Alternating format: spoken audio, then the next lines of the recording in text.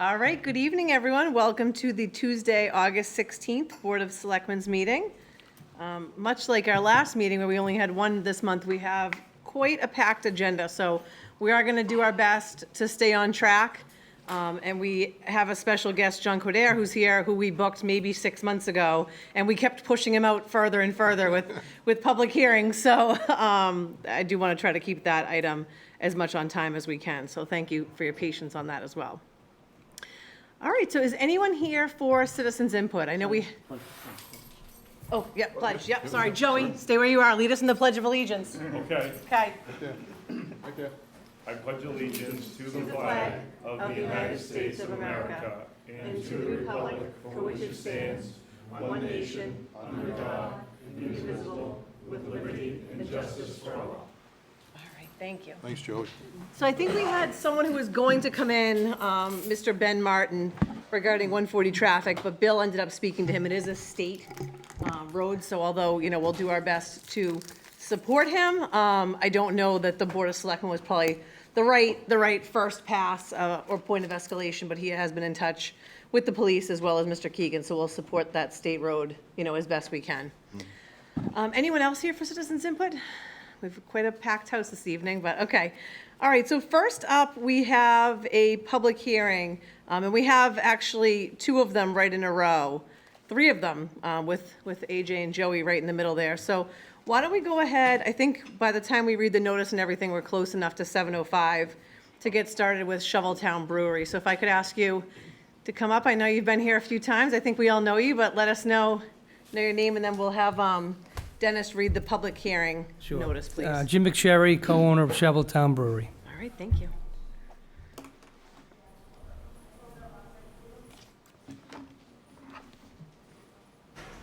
No, I don't, is the public hearing notice buried somewhere in here? It's buried, I think. Yeah.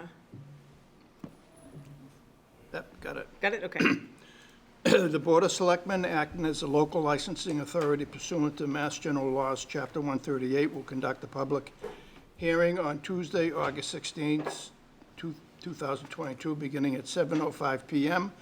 in the Gala Meeting Room, Town Hall, 40 South Street, Foxborough, Mass., on the application of Shoveltown Brewery, Inc., doing business as Station 1 by Shoveltown Brewery, manager James McSherry, 44 School Street, Foxborough, Mass.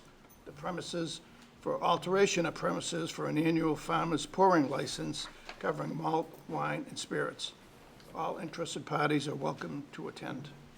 All right, great. So, Katie, do we want to just start with you, just kind of setting the stage a little bit? You know, obviously we see liquor license, but since this is a farmer's pourers, do you mind just walking through the timeline before we hand it over to Jim?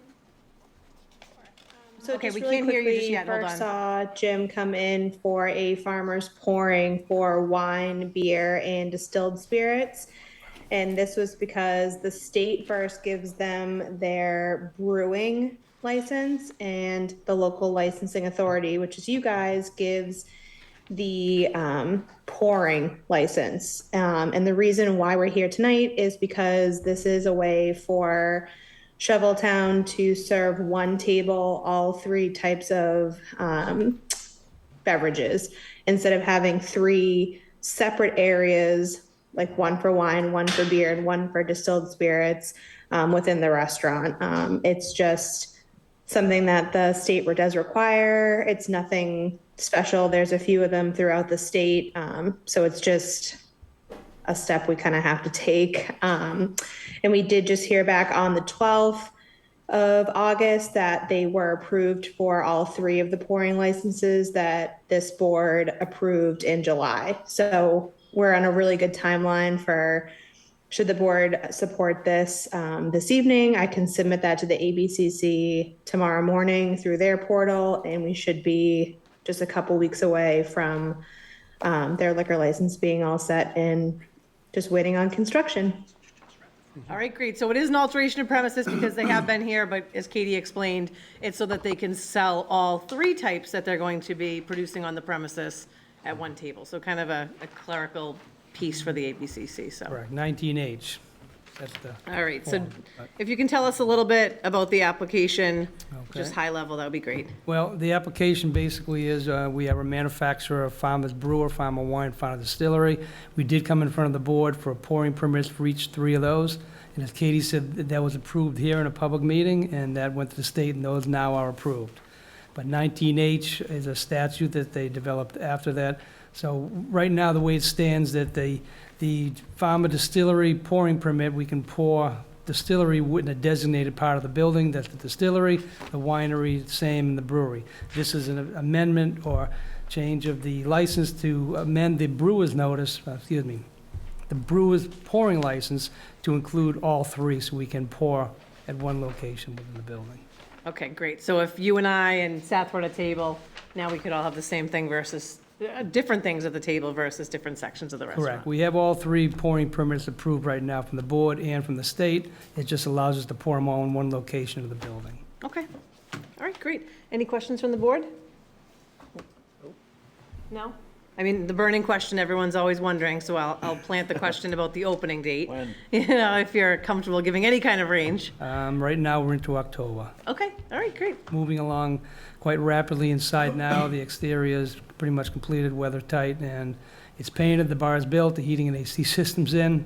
Now we have the approvals, but, you know, like I said, the pouring and liquor, so right now it's moving along trim work right now. Okay, all right, great. So if there's no further questions, I think we can, anyone here from the audience about this one, public hearing? I think we can close the public hearing. Motion to close the public hearing. I have to recuse, so Seth, you need to second Second. All right, all those in favor? Aye. it. And one recusal. Yep. I'm on the butter. Okay, all right, wonderful. So you're all good to move forward on that. All right, All right, thanks a No, lot. we have to Wait a do a minute. motion. to Oh. approve. Oh, I just did, that was only to close, sorry. So motion to approve the alteration of premises, we can get that one next, I'm sorry. I'm Yeah. jumping the gun twice tonight. Motion to approve an alteration of premises for Shoveltown Brewery, Inc., doing business as Station 1 by Shoveltown Brewery. Second.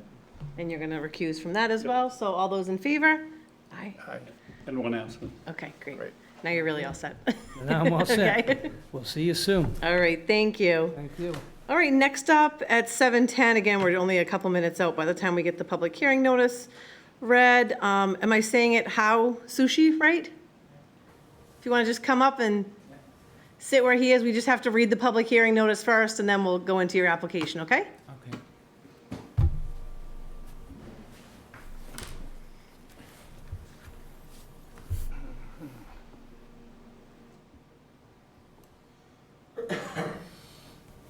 Still haven't found it. It's written.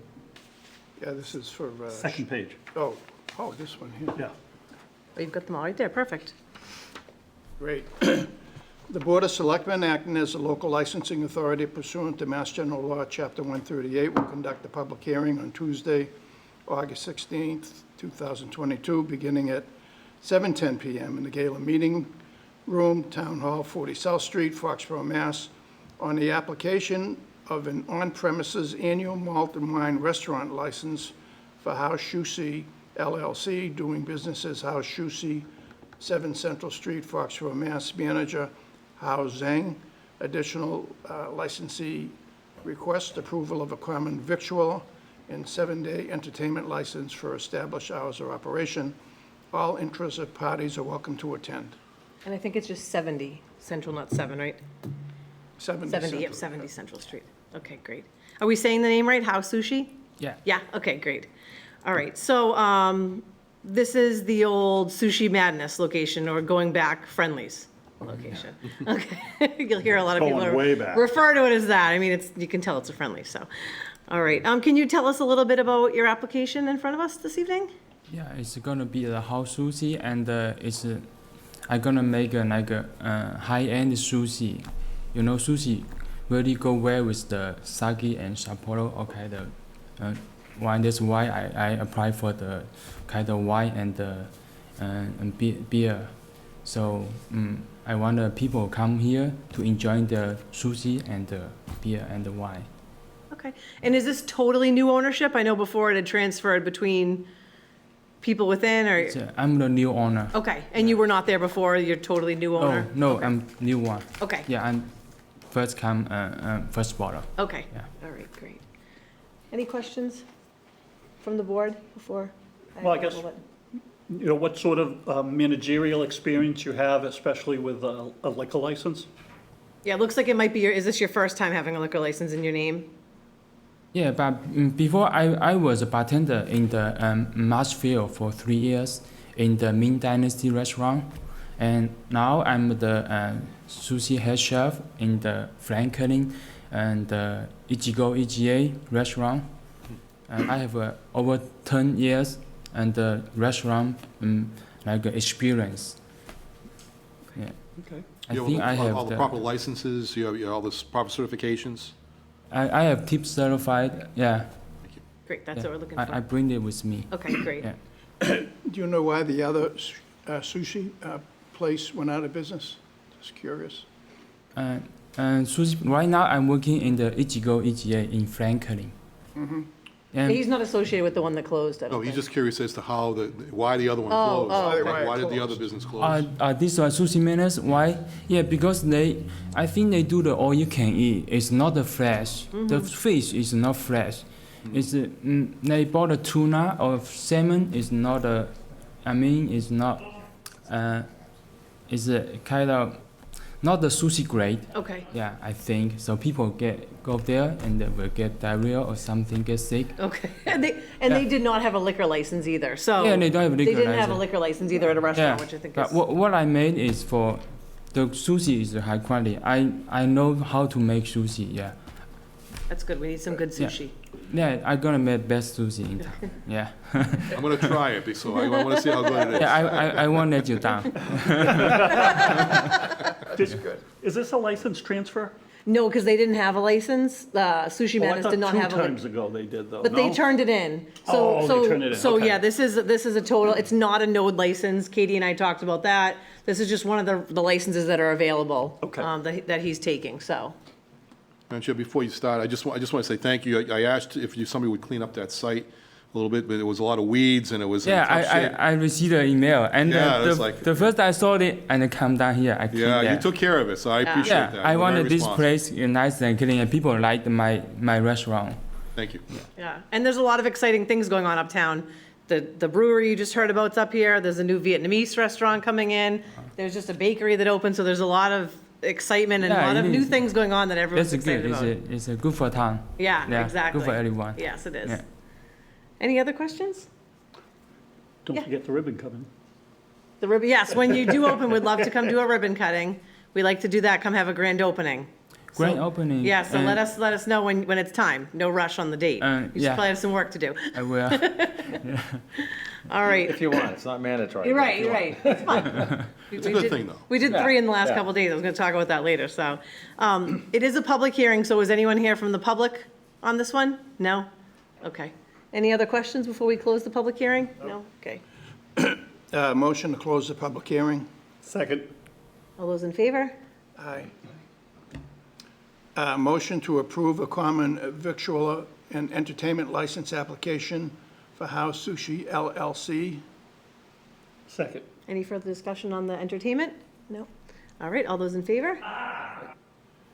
And motion to approve a 7-day beer and wine license application for House Sushi LLC. Second. Any further discussion? So what's a 7-day? Why 7 day? Oh, that's- 7 days a week? Yeah, yeah, Okay. yeah, Yeah, I had exactly. that question. Yeah. And just under discussion, one thing I did forget to mention is we do have a group in town called Fox Cares. It's the restaurant owners that have liquor licenses. Tom over at Tavolino's, what's his last name, Brian, help me? So he can help you, get involved in that. You should definitely reach out and contact them. It's an association in town for the restaurants that hold liquor licenses. They train each other about liquor license, proper liquor service, and making sure that everybody's in compliance, so we don't run into any issues where underserving, things of that nature. Underage serving. And Yep, that's what I sent over today. Yeah, His Katie name then and sent his the email to me, Okay. and I sent the email to town, and I perfect. didn't get a response from town. Okay, you're on top of everything. All right, great. Thank you, Katie. All right, great. All right, so all those in favor? Aye. All right, great. Good luck. Thank you. Thank you. Welcome to Thanks a lot. town. When approximately do you hope to open up? I guess in November. November, good. Yeah. Okay. I hope. Yeah. Okay. I hope it can go. Fingers open. crossed. Yeah. Fingers crossed. Yes. All right. All right, Thank you. thank you Good very luck. much. Yeah. Thank you. All right, next up and right on time, we have AJ and Joey. You guys can introduce yourselves and then tell us a little bit about Clean Up Foxborough Day. Or Foxborough Clean Up Day.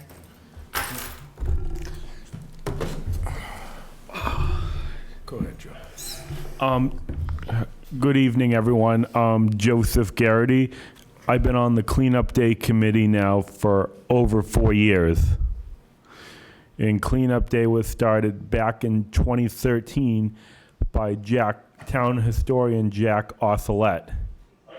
And when we did the first Cleanup Day, we met at Invences. It was the same day as the 5K road race, June 1st, 2013. And then it was very hot. It wasn't. We didn't know how to run Cleanup Day then. And then when the second year came, it was good weather, spring weather. And we've been doing it every spring for 6 years. And then unfortunately, with things drastically changing with COVID in 2020, we tried to do it in September that year, but 2020 just wasn't the year with everything going on. And then last year, we thought of doing it in the spring where you would do a drive-through, where you pick up gloves and trash bags. We were going to thinking of doing a drive-through, but we decided that it would be best to wait until September when we don't have to worry about doing that, which worked out extremely well. And this year, I think the new normal is the fall. Yeah, I actually like the fall date. I Right, think, I like around September 11th, yeah. even though it's the day after Ramstein concert at the stadium. But that's okay. Yeah, it'll be perfect. I like September, so. Is the website up? Tell us, is the website? Yes, the website is up. Sign-ups are open Okay, at foxboroughcleanupday.org, okay, which I already signed up last week. okay, great. Great. And the T-shirt is the fashion staple of the town. I mean, Not a kid that doesn't wear my son and I actually both had ours on accidentally on the same day last weekend, so. Anything else? All right, so I'm AJ Dooley. We've been doing this, like Joe said, since 2013. So this is going to be the 8th annual, but I like to also say it's kind of the 9th annual because although we skipped a year, we still picked up the trash from the year before when we picked it up last year. So we missed a year for COVID, but we got the trash. So we're going to be running it on September 10th, 8 o'clock in the morning till noontime, and a pizza party to follow. Last year we did pizza for the first time, and it went great. Little less headaches, I would like to say. Although the cookout was a great way to do it. Pizza worked out great. Last year we had 5 local pizza places donate 10 large pizzas. This year we upped it to 6 places. So we had 6 places donating 10 pizzas, 60 pizzas, and we've raised a bunch of money for all the things that we normally do for the disposal costs, the T-shirts and stuff like that. And we're ready to go again. And hopefully it'll be a great day, and we'll pick up a bunch of trash and get the roads and the streets clean. I say this every year, but I mean it more and more every year, and that is September 10th is going to be an extremely busy day. It's going to be the first day of soccer. Kids have a lot of different things going on. To give back to the town, it only takes a half hour to fill a bag. We can't all be like Seth and be the MVP like last year and fill like 12 bags full of stuff like Seth did, but which shows his commitment to the town, and we appreciate that. But in all honesty, it takes 10, 15 minutes. You can also come down, grab a bag, and go to your soccer game, and then go clean your neighborhood afterwards. And in the morning, we hand out slips with my phone number, with my personal cell, and you literally just text me a bag on the corner of Union Street, and the bag will be picked up. So that's one of the good things about it. And, you know, I hope to have 400 to 500 volunteers. We'll have the T-shirts available. And I think we're up to 50, just below 50, maybe like 44 signups, and that does not include our, like I didn't sign up. So there's probably about 50 people signed up so far, and it's going to be a great day. Do you have something else, Joey? And then we also do a few raffles there too. If you do it, if you participate in Cleanup Day, you get to put your raffle ticket in. There's like 4 different winners for 4 different raffle prizes. For We got instance, Patriots tickets, Celtics tickets, Red Sox tickets. So and last year we did for the 4th one, Kenny Chesney won, and then the last Cleanup Day, the last normal spring before COVID, we did a Gronk something signed, autographed something for when he initially retired from the Patriots, and then we also in the morning we do donuts and coffee, and juice and water. Okay, Great. it's a big day. big day. It coincides with the weekend of service too, right? Which Does. is the, Yeah. Yes. So last year we did it on September 11th, which is the day of service. Yeah. And my assistant here, Joe, helped pick this year's date. So I was trying to be, well, I don't know how to think about it because the Rams time, but I just figured it's best to do it on the weekend of service. Yes. That's right, you're right. Agree. First weekend after Labor Day. Good pick, Joey. Joe. And I know that Patriot Place is always a big sponsor of the T-shirts too, right? And Yes. with Brian here, I think would have to, would be remiss if we didn't thank you guys too for your support. thank you very Yeah, much. with that. I know there's a lot of sponsors that go into it, but while they're sitting here, it's a big piece too, so. yes. All right, great. Well, we're all excited. I don't think that we need to take a vote or anything, but we're all excited. Wish you good We'll- luck. Yeah, we'll all see you there on September 10th. Yeah, we've got the Orpheum putting, they're going to be posting it. We put them on the T-shirt, and then they're going to post the day throughout the leading up to it, and hopefully we get more signups than we've ever had. So it'll be a great day. All right, great. We'll see you there for sure. Awesome. All right. Thanks, guys. Thank you Thanks all for very coming in, much. guys. Good to see you. Thanks, Joe. All right, so moving on, we are kind of still right on track for Crazy Axes. If you guys don't mind coming up, you just saw the drill. We'll read the public hearing notice. We'll have Katie set the stage, and then if you guys can just introduce yourselves. Okay, the Board of Selectmen, acting as the local licensing authority pursuant to Mass General Law, Chapter 138, will conduct a public hearing on Tuesday, August 16th, 2022, beginning at 7:25 in the Gala Meeting Room, Town Hall, 40 South Street, Foxborough, Mass., on the application of an on-premises annual all-alcohol restaurant license authorized by special legislation, Chapter 201 of the Acts of 2007, for Crazy Axes Foxborough LLC, doing business as Crazy Axes, 202 Patriot Place, Foxborough, Mass. Manager Adam Oliveira. Additionally, license requests approval of a common victualler and 7-day entertainment license for established hours of operation. All interested parties are welcome to attend. All right, great. Good evening. Good evening, Madam Chair. Stephen Miller, McDermott, Quilty and Miller. Nice to be back in Good to see you again. Foxborough. Yes. It's been a while since the shutdown, and with me is my son Thomas Miller, who's now a member of our firm. You didn't notice the resemblance, by the way, right? Yeah, nice to meet you as well. You can't hide it. Wouldn't want to. And this is David Kolakowski, who's a LLC manager and owner, along with his wife and father of Crazy Axes LLC. And this is Adam Oliveira, who's the proposed manager of record. Are you all set to go? We'll find out. So we're here before you on an interesting concept. It's a concept that is now, there's 11 of these around. There's several more, but there's 11 premises in the state that are strictly axe-throwing premises. Of those 11, 9 are fully alcohol licensed, and the other 2 are BYOB licensed. So all of the 11 have alcohol licenses. Do you have, we have the handouts? Yes, they have them. Okay. So I'm going to let Tom do the heavy work and walk you through the presentation. Yep. I have the presentation up here. You also have received in handout form.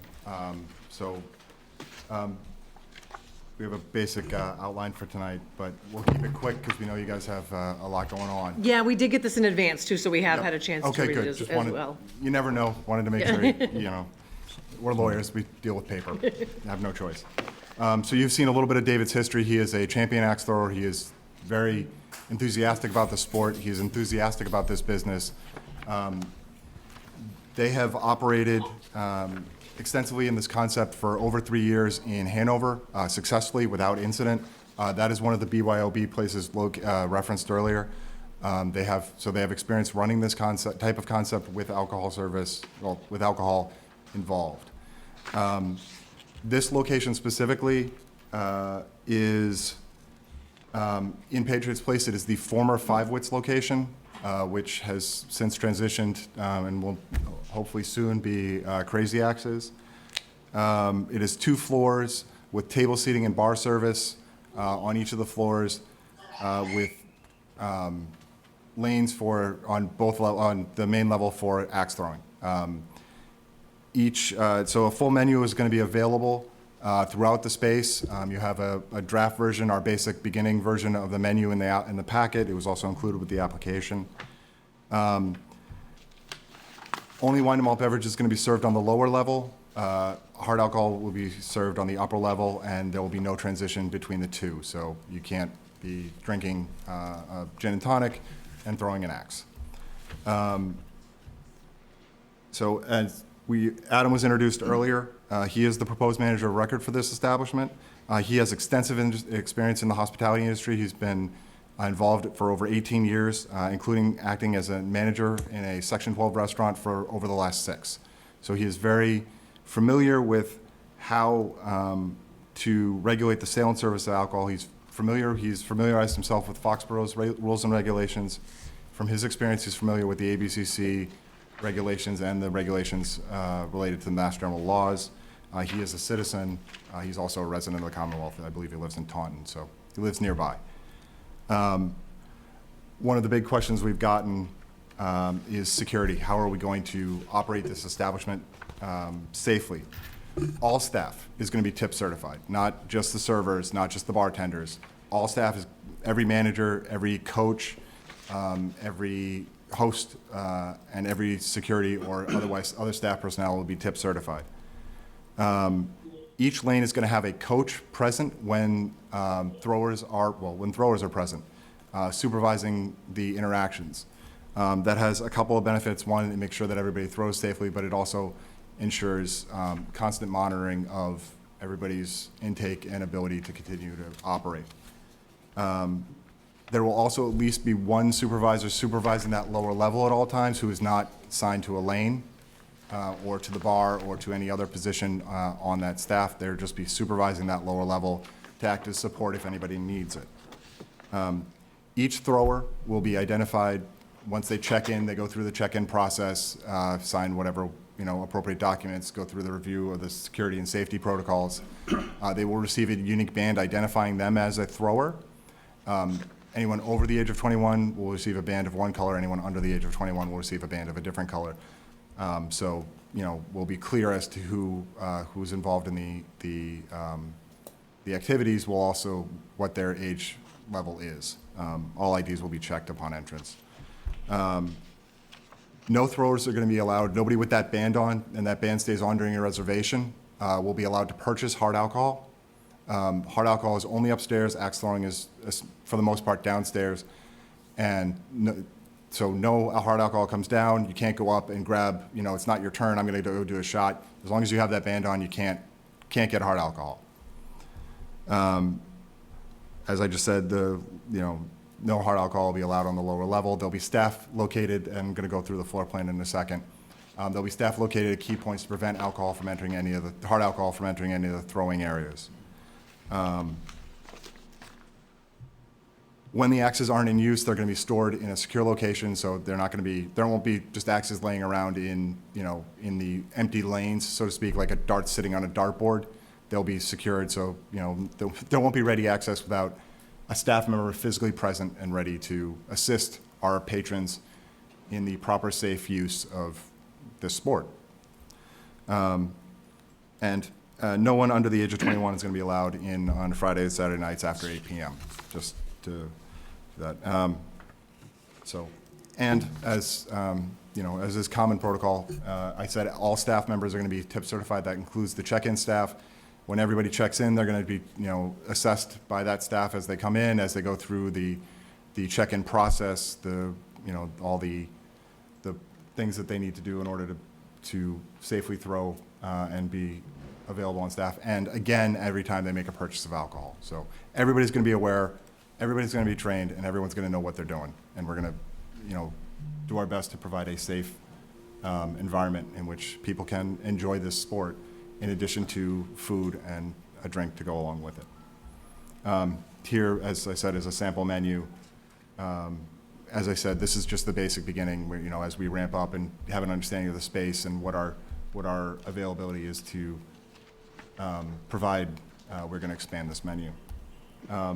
So here's the main floor. This is the floor where the majority of our entertainment will be happening. As you can see, there's a bar that will only be beer and wine. No hard alcohol will be served from that bar. Each lane, each set of 2 targets will have a coach. You can see the check-in desk. Everybody has to pass that to enter the establishment. And then they would go upstairs.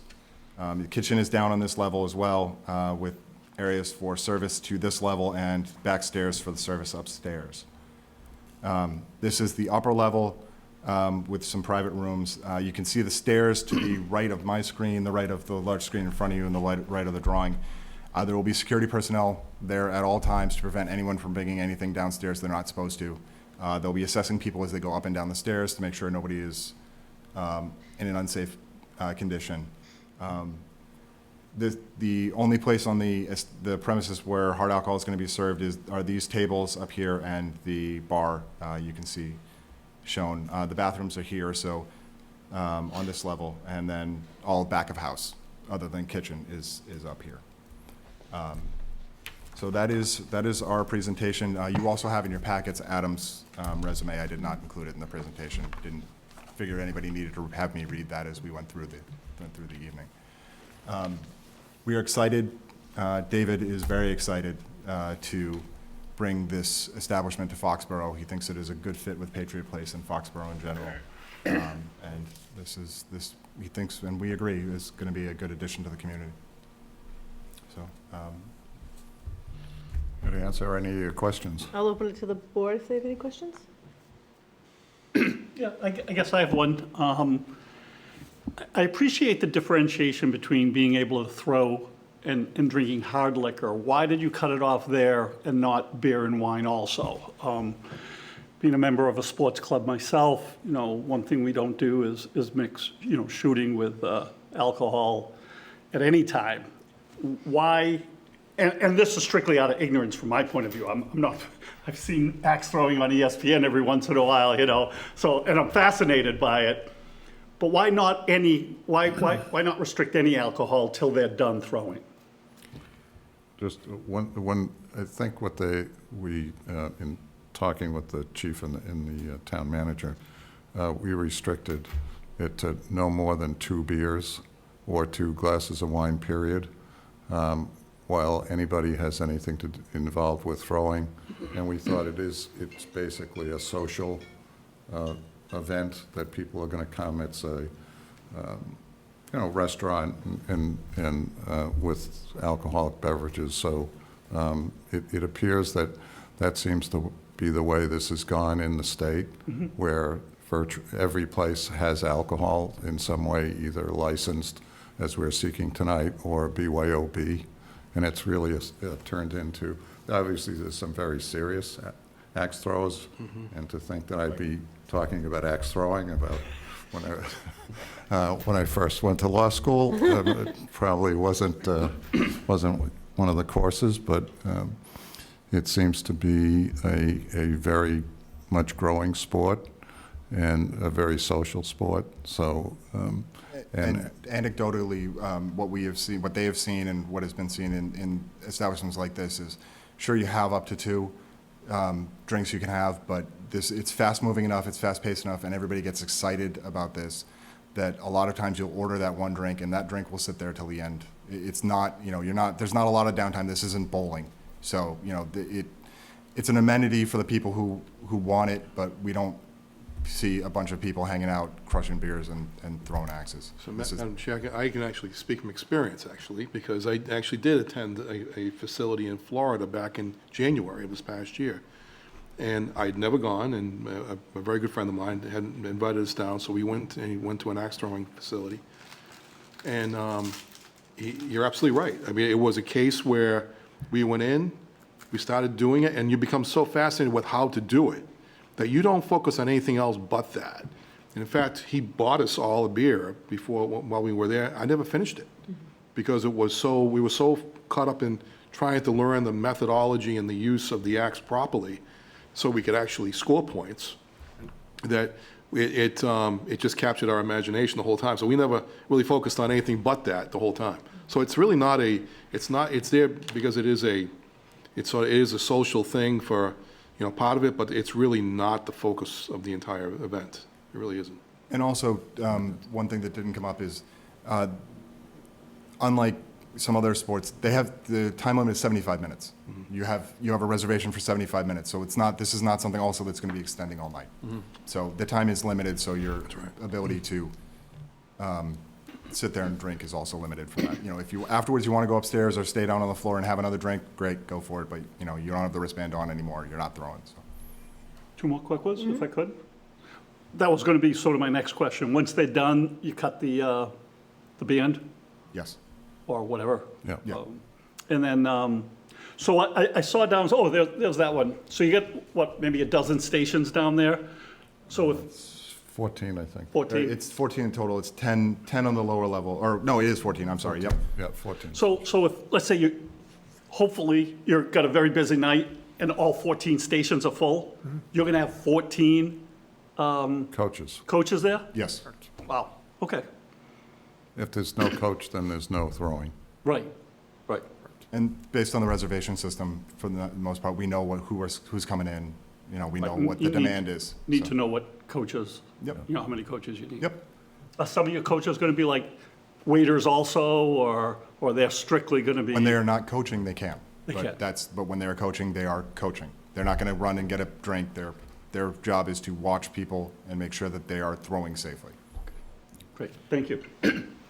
What does it mean to be TIPS certified?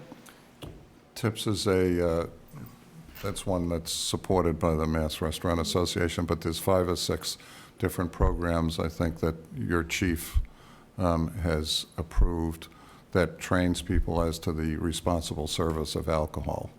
And they go through the whole process.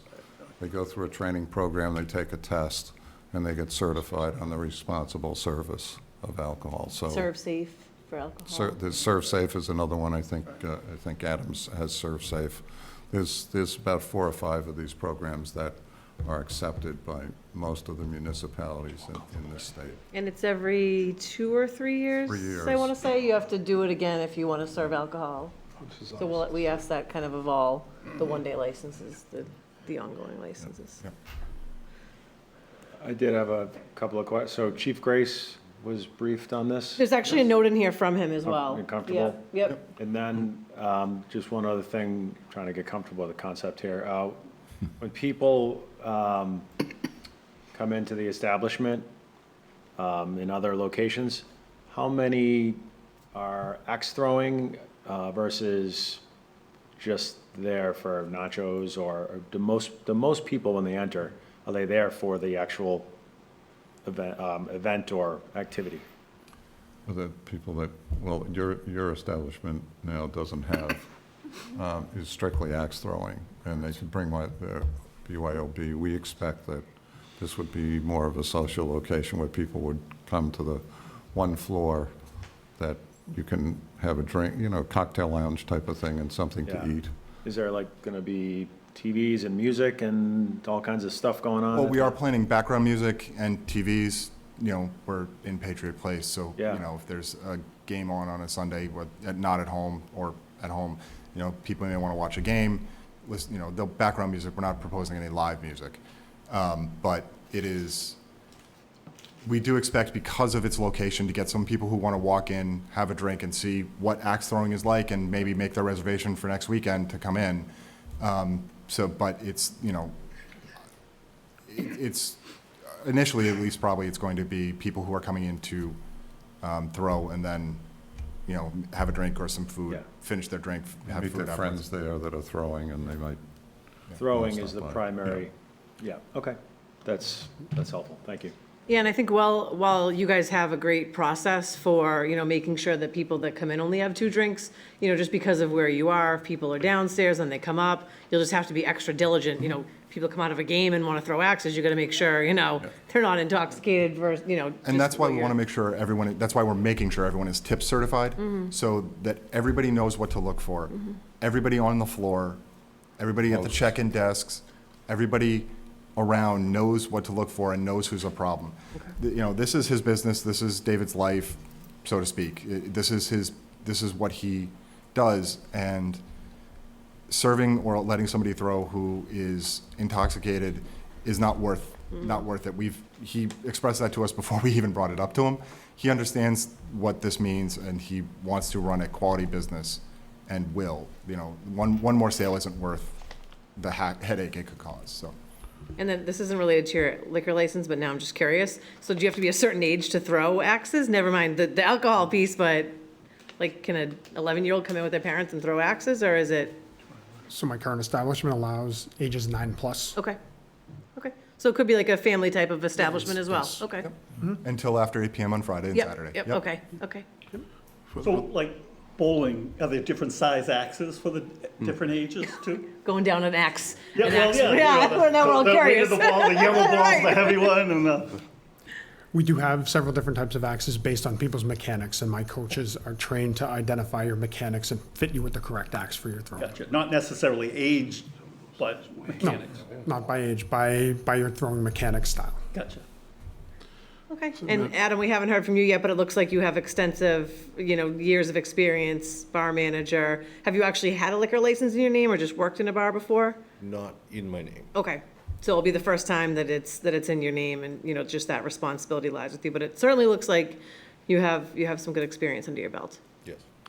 Madam Chair, just for the edification of the board, Brian earlier met with myself and the chief on Friday of last week to go over this entire process with everybody here to make a presentation.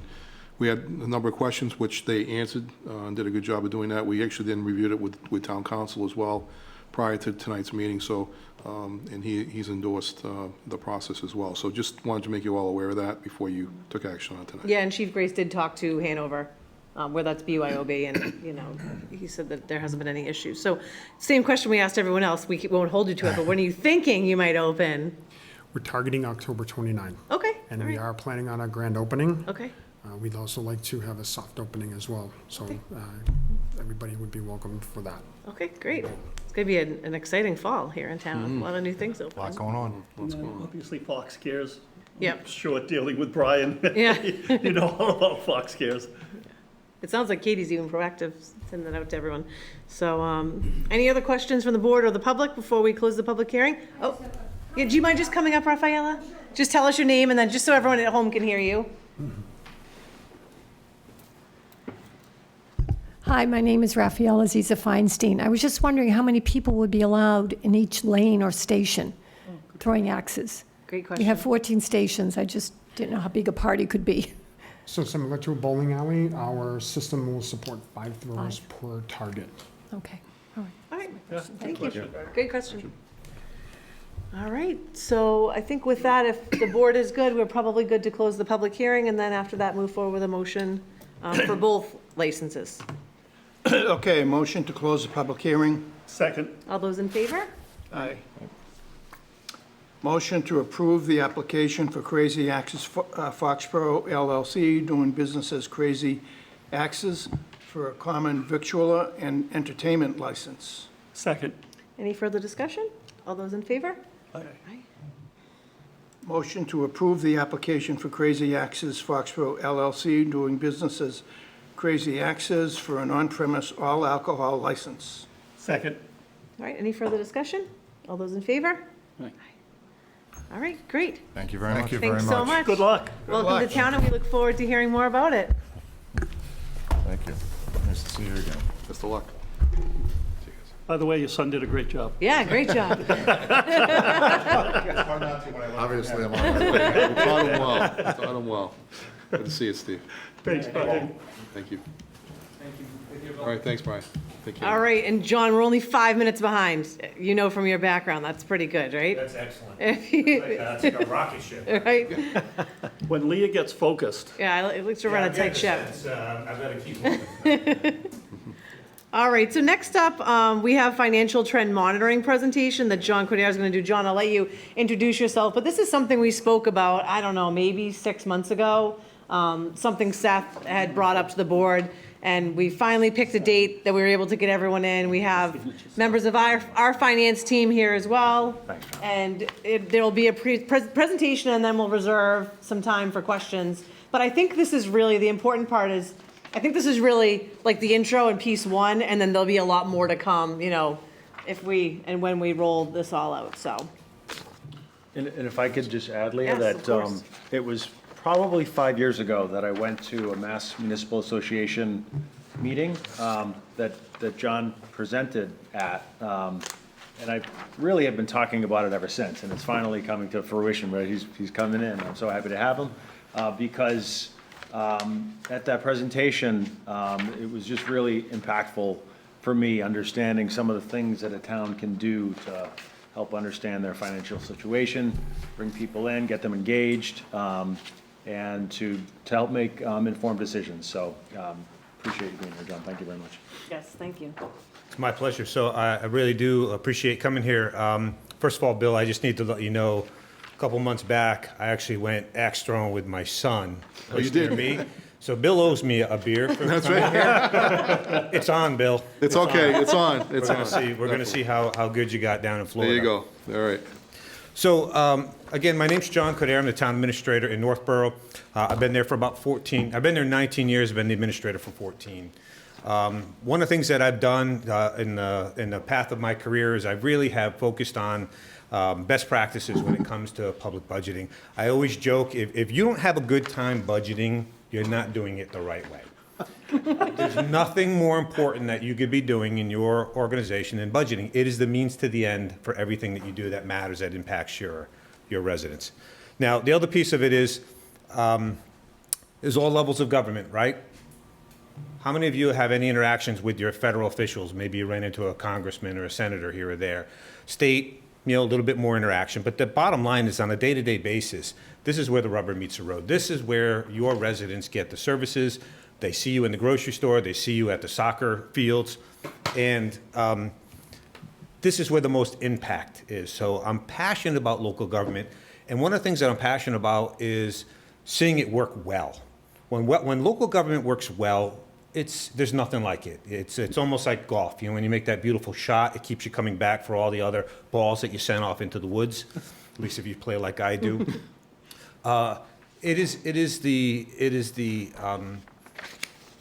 the passion for that has me focused on best practices, because we tend to spend a lot of time in public hearings. We spend a lot of time talking to people. A lot of times they're not happy. We're trying to always build consensus on everything that we do. And, the old saying that everybody has a right to their opinion, but the facts are the facts. And one of the things I think that the processes that I'm going to talk to you a little bit about tonight, it's about getting really cohesion around the facts and the process, so that you're spending your time and energy talking about your values and what it is you're trying to accomplish.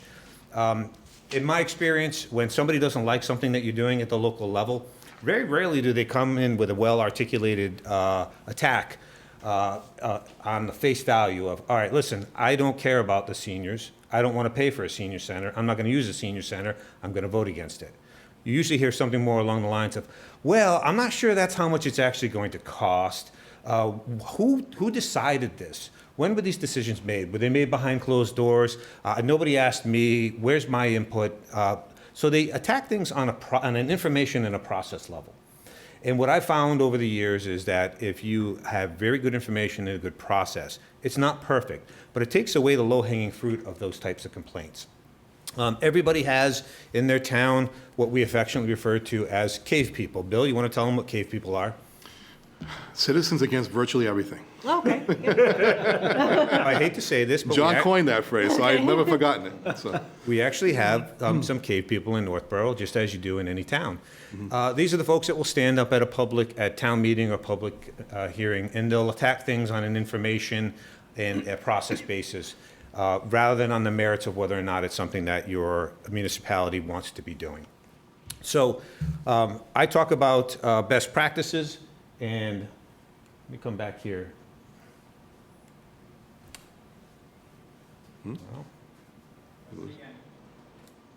There we go. So in terms of today, what we're going to do, or tonight, we're going to talk about financial trend monitoring. We'll talk about what it means when we refer to people's, your organization's financial condition, goals and objectives. I'm not going to go through it. Your gentleman in the booth back there said, when he saw all my slides, he said, you know you don't have that much time.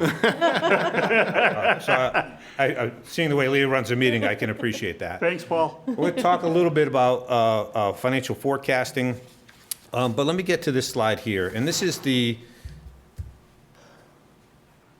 let's see.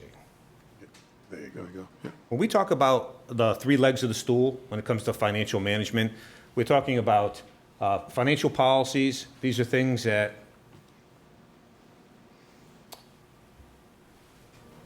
do I need to point it straight at that? Thank you, Paul. So financial policies, we're talking about capital improvement plan, financial trend monitoring, and forecasting. In terms of financial policies, these are your rules of engagement. Now, Foxborough, I've reviewed your financial policies. They're excellent. They're very good. Well thought out. You can't play axe throwing any more than you could play a football game unless you agree on the rules of engagement. This is where you stand up, you're at town meeting and you're moving forward with an initiative, and someone says, I'd like to use free cash to hire 2 more teachers or 2 more police officers, right? And you say, well, hold on. We have rules of engagement. We don't use one-time revenues for recurring expenses. So you have to have that on the front end. The second piece is capital, the physical assets of your town, right? You need to make sure that you're replacing your infrastructure, your buildings, your equipment, things of that nature. The third piece, which is what we're going to talk about tonight, this is the financial trend monitoring, forecasting leg of the stool. So in talking with Bill before I came, I am a big proponent of national best practices. The best known program, and I believe your staff is aware of this, is the GFOA Distinguished Budget Award. So the GFOA Distinguished Budget Award is the highest award in public budgeting. And it's a program where you send your budget off to 3 reviewers somewhere around the country. You don't know who they are. They don't know you. They tear it apart. But there's 14 mandatory or 15 mandatory criteria, and then I think there's 27 in total that you need to meet in order to qualify for that award. And so it is a target and a goal to get to that. These 3 legs of the stools and these pieces are all components of achieving that level of award.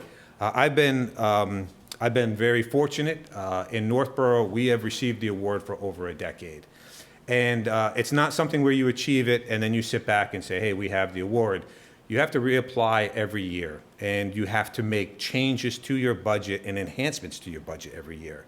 And so one of the last things that we did, based on feedback that we received from these reviewers, was you need more context for your budget. When people are making decisions, your presentation is excellent, your capital is excellent, but you need more context. And that's how we got into the financial trend monitoring piece of it, which we're going to talk about tonight. The other piece, there we go. If you look at where these 3 legs of the stool come together, it's interesting. I'm not used to having the presentation behind me. This one is live, and that one's on a delay for TV. Just You guys to have a help great setup. Thank you, Paul. You look at where the 3 legs of the stool come together, and the piece in the middle there, that's your strategic planning, all right? You have to know the rules of engagement, take care of your physical assets, provide context for the decisions that you're making. But if you don't know that you're headed in the right direction, if you don't have long-term strategic plans, I'm losing the crowd already here. If you don't have long-term strategic plans, master plans of development, downtown plans, the Board of Selectmen's goals and objectives, that's the center hub that drives these other pieces of the spoke. Now, if you do all of these things really well,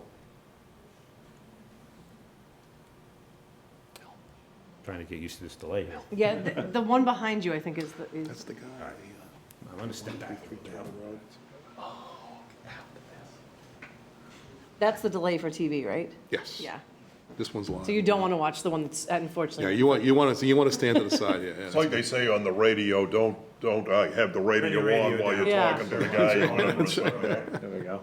If you do all of these things well, the three legs of the stool, and you do them well, that ultimately, the goal would be to achieve the GFOA Distinguished Budget Award. So, again, in terms of tonight, we're going to talk about financial trend monitoring, financial condition. So, in terms of financial condition, is broadly defined as a municipality's ability to maintain its current level of services, withstand economic, regional disruptions, and to meet demands and actual growth. So if you have a community that's growing, or maybe it's maturing, maybe it's in decline, but being able to meet those demands. If you're like me, whenever you put a budget together and Bill's making his presentation, you're backing him up at town meeting, you're constantly talking to employees and residents about sustainability. Whatever decision we make today, it needs to be sustainable into the future. The problem with that is exactly what is sustainability, and more importantly, how do you measure it? And that's what this piece of the program, or this piece of the stool, puts together for you. So in terms of financial condition, there's four components. There's cash solvency, budgetary, long run, and service level. Cash is real easy. If you're not cash solvent, it means you're not paying your bills, and your finance director has probably got a foot on the ledge because you're headed into receivership. So most communities are able to be cash solvent. In terms of budgetary solvency, that's where you folks tend to operate, and your boards and committees. They tend to look at, on a budgetary basis, on an annual basis, are we in the black? Are we able to have a little bit of money left over, put into reserves, and you're legally required to have a balanced budget, right? So that tends to be your focus. Unfortunately, a lot of times elected officials and appointed officials, and then just residents, tend to have a more narrow view of what pertains to fiscal stability long term. And that's where you have to work in these long-range considerations, things like OPEB, other post-employment benefits, debt service, unfunded liabilities, the things nobody likes to talk about or care about when they want more police officers, more teachers, more services, right? You need to find a way to interject those long-range considerations into your annual budget process. And then last but not least, service level solvency. This means you can be cash solvent, budgetary solvent, long run, but if your residents aren't happy, if you're not providing the level of services, if crime is running rampant, right? But you're like, but it's okay, we have a balanced budget and we're solvent. You can see you have to hit all of these aspects if you're going to be in good financial condition. The other piece of this is, why this is a helpful process is, if you ask any manager, they'll tell you the town's well-run. Town's well-run, right? We always think our towns are well-run. As a board member, you may have a good understanding based on your experience that you feel like the town is in good financial shape and it's well-run. But when pressed, can you prove it? Can you show it in objective, quantifiable ways? And that's what the value of this program is. So the purpose, gain an understanding of your financial condition. One of the real benefits is identifying hidden problems as they're coming up. So things like creeping up debt, maybe your labor costs are starting to creep in, personnel costs as a percentage of your overall budget. Is it stable, or is that on an upward trend? And if it is, you need to identify why, because at some point it's going to start outstripping everything, right? You want to reinforce, as I said, long-range plans, and on an annual basis. I know you have a summit that you do, I think, in October, right? Mm-hmm. Sort of an overall financial summit. It's important when you get everybody together. When I do this in my town, we do it in December. And we do it in December because we've closed out the prior fiscal year. We know what our free cash is. We've set the tax rate in November at the classification hearing. And that's the basis for us then to plug into this analysis so that we can sit down. The meeting that I have the Board of Selectmen, our Capital Planning Committee, our Financial Planning Committee, and the School Committee all in the same room. And I think that's a similar process that we follow here. And the idea is that, again, everybody's getting agreement on the information, so then you can make decisions based on that. So down the road, you don't have departments coming back asking for 9, 10% increases when you clearly have articulated what you can afford and what is sustainable for your community. The other piece of it is, as you start to identify issues like other post-employment benefits, you need to start coming up with policies and an approach to how you deal with these types of things, right? And so at least on an annual basis, you're touching base with all your key policymakers about what's in motion or what's coming down the line that we should be focusing and talking about. What things, maybe, are our policies still serving us on an annual basis? Do we need to modify these policies? Are they still relevant based on the world that we're in today? Predict, avert, mitigate, and prevent. That's what you're trying to do. I'll share one quick story with you. In 2004, bad economy. Most towns, we wound up finishing the year real close with very little to no free cash. I was just started in the town in 2003 as the assistant. 2004 hits. They were rolling $1.4 million forward in free cash into the operating budget the next year. All of a sudden, we didn't have that surplus. So what do you think happened? We cut services. It was painful, right? So if you can't predict it and you didn't avert it, you have to mitigate it, but you sure as heck have an obligation as a policy board to start talking about how you're going to prevent that situation from coming up again in the future. So that's the type of discussion that led to our free cash policy. I will tell you, of all the policies that we have, that free cash policy that we have that diverts our one-time revenues out of the operating budget and towards one-time expenses like capital is probably the policy that has been emulated most across other municipalities by the state. It's one that Sean Cronin, my good friend, is a deputy commissioner at DOR. He advocates for constantly. And most towns over the last 10 years or so they've got caught and they've moved away from that. But that's a good example of when something happens to you and then you want to make sure that it doesn't happen again by putting those policies in place. Unlike some programs, this is not the gospel by John. I look at things that are clear best practices. They're not debatable. The GFOA Distinguished Budget Award is the highest award in public budgeting. It is the gold standard. In terms of financial trend monitoring, this is it. It's the International City Managers Association Evaluating Financial Condition Handbook on Local Governments. GFOA has a indicators package, the Government Finance Officers Association. What's the name of that again? Can you, is that it right there, evaluating financial on the bottom? Yes. Okay. So, but this is really the one that most are familiar with. If you look at from California to Connecticut, this is the program that people use. And what I try to do is give you established best practices, and literally that manual will tell you the formulas, the process, where to find the data to do this type of analysis. On the front end, it is a little bit of work, but like anything else, once you have the system in place, you're really updating it on a periodic basis. Just briefly, I want to make a distinction between fiscal distress and fiscal crisis, because I think people often use the two interchangeably, and they're not. Fiscal distress is a temporary imbalance when you have things like a storm, a natural disaster, a recession, or, I don't know, how about a pandemic, right? We prepared for a lot of things. Pandemic, I think we all had to scramble to get caught up with that one. That puts you in fiscal distress. The difference between fiscal distress and fiscal crisis is what you do in reaction to that, or what you've done pre-planning before that distress hits you. Fiscal crisis, if you're in fiscal crisis, we talked about cash solvency. You can't pay your bills, things are shutting down, services are ending. So our job, your job, with your staff, is to make sure that you're never in fiscal crisis. That when fiscal distress hits, and it will come in some form periodically, because that's the economic waves that come and go with us. But you want to make sure when you're making decisions, you're not making a knee-jerk reaction. Hey, I hate to tell you, Board of Selectmen, we got to cut $4 million out of the budget. These are your options. A manager that does that is typically a manager that doesn't stay around long. I know when the pandemic hit, now I didn't know there was a pandemic coming. I'm not gonna say, oh yeah, pandemic, me and Bill Gates were talking about it. I did not know a pandemic, but I was preparing for a recession. And I had clear, if that recession hits, this is step 1, this is step 2, this is step 3, this is step 4. And when the pandemic hit, we moved right down that line. I have had 14 consecutive years of unanimous support of every member of every board and committee for every single budget and capital project that we brought forward to town meeting. Unanimous support.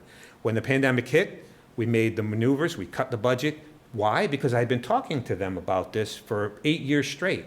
They knew exactly what I was going to do. It wasn't a surprise. They knew why we were doing it. And they also knew that it was a temporary to buy ourselves some time to maneuver.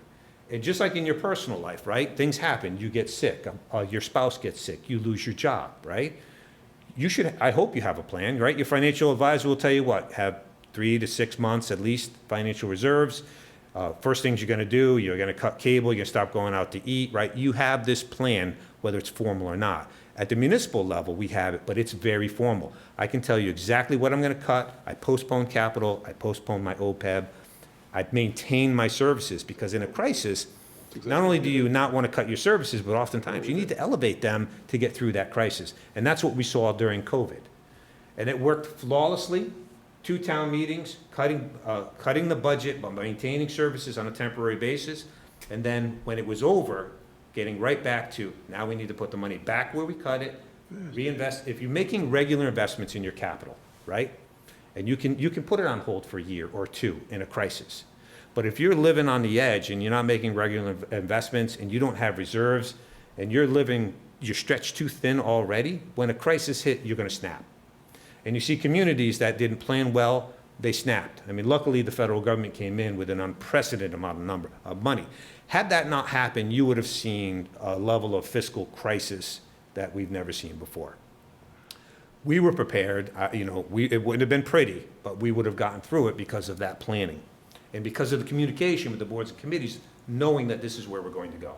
We didn't tell you to do this, John, but we did exactly that. Yeah, exactly. I know you did, Bill. So, but it's interesting to point out that it's nice to hear it from you because I consider John to be one of the top guys in this business when it comes to budgeting.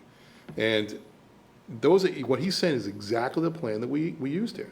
And it wasn't because, but it's just because those are the things that that have to be done in a fiscal crisis. And, like you said, none of us knew when the pandemic was gonna hit, but we had to be prepared for it. And we took steps that weren't popular, but we had to do them. And ultimately, now we're back on plan.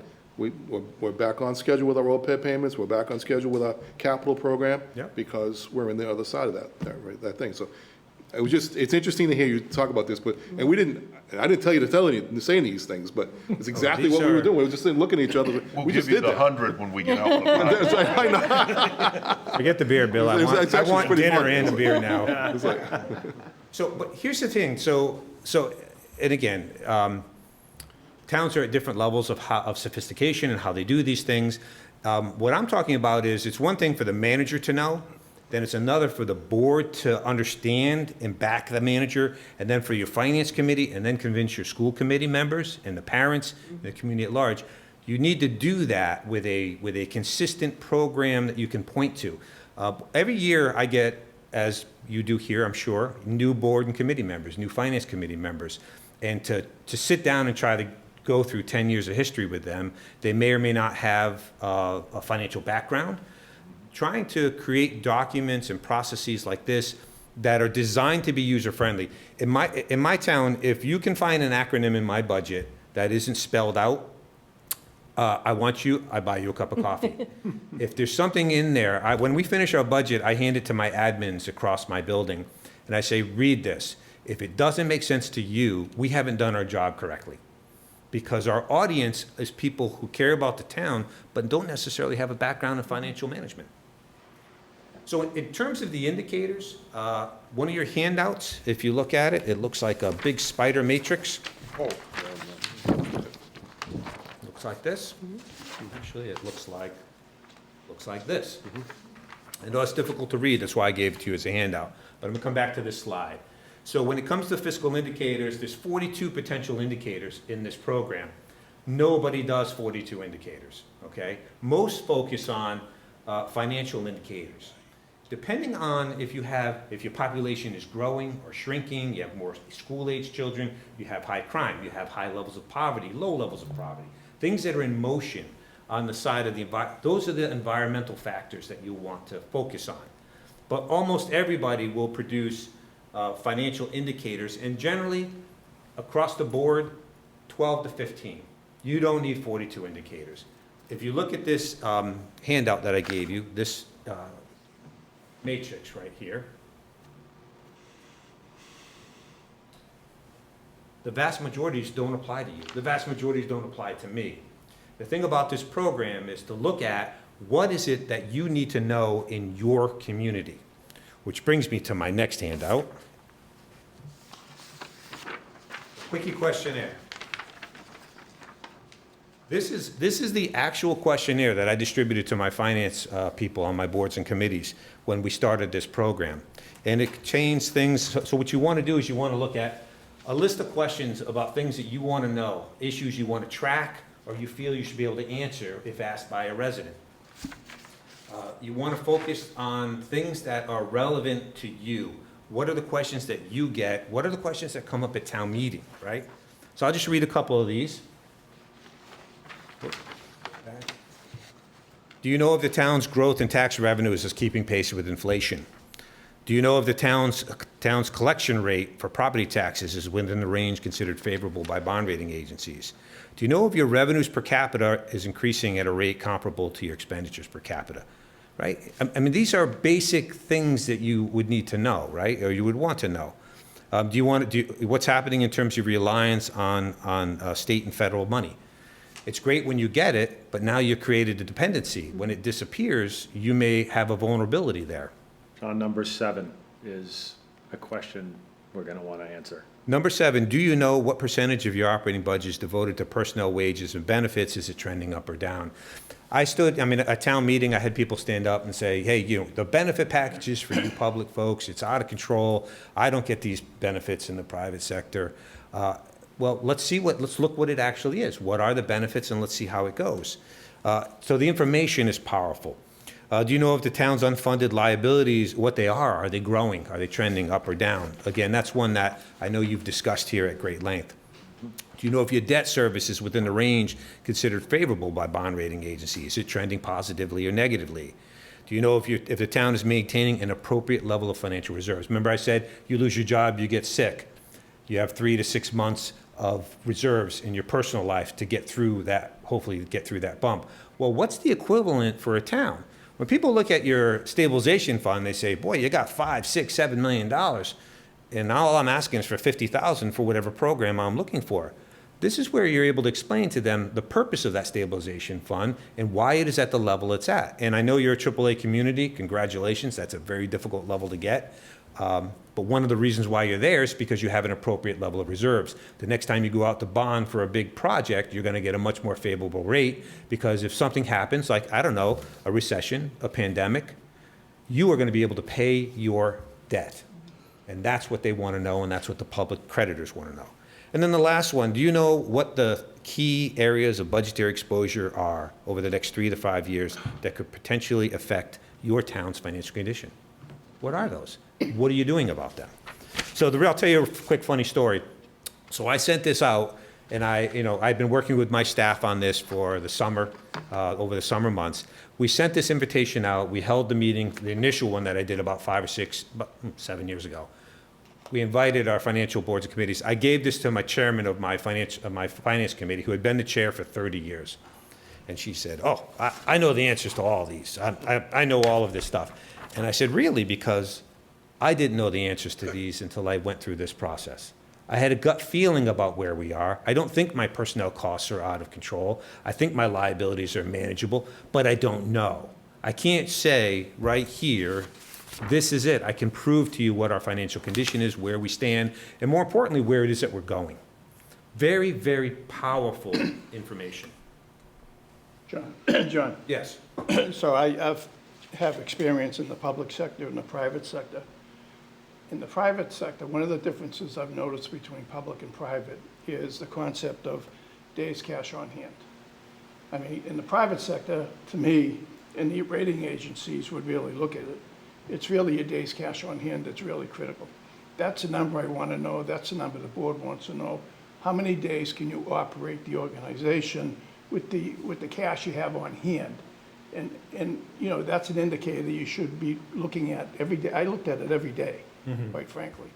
There doesn't seem to be a similar I get all these indicators kind of relate to that, but I don't see a specific indicator that kind of looks at days cash on hand as an indicator that the board, because if your days cash on hand is going down, you got a problem.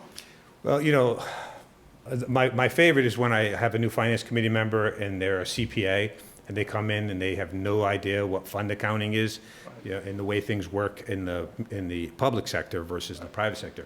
But it's a different concept. There are measures that you can have, but our funding source, when you think about in Northborough, 80% of my revenue is property tax, right? And it comes in on a regular schedule, right? The next biggest is state aid. That comes in on a dependable regular schedule. That gets me at 90% of my revenue. Next is motor vehicle. Now I'm at 95%. Our funding flow, our revenue flow is I think, potentially more predictable. But these are things that you do need to watch. And although not exactly what you're describing, if you look at this chart here, these are the indicators, the 14 that we decided to do. You'll see that it's revenue indicators, expenditure indicators, there's operating position indicators, personnel costs, pension unfunded liability indicators, and then debt and reserves as well as capital. So these are all the pieces that kind of filter into when you start thinking about what is your financial condition. So let's talk about a couple of these. Now, there's 14 indicators. If the board would like me to go into detail about any one of these, I'm going to go through several of them so you have a sense of how they're developed and how they're used and why. But the first one, if 80% of my revenue is going back to your point, is coming from my local receipts, and I think yours are 69 or 70%, if I'm not mistaken. You want to know what's happening with those with your property taxes. So this chart here is your net property tax revenues in constant dollars controlling for inflation, right? So we know inflation, especially now, for a long time it hasn't had any impact. It's been less than 2%. But you look at this now, and from left to right, you see that trend up. That means my tax base continues to grow after you account for inflation. So this isn't an inflationary growth. This is real growth. That's important because what that tells you is that your tax base is healthy and expanding. If you start seeing that shrinking in the long term, that is an indicator that you're going to be in trouble.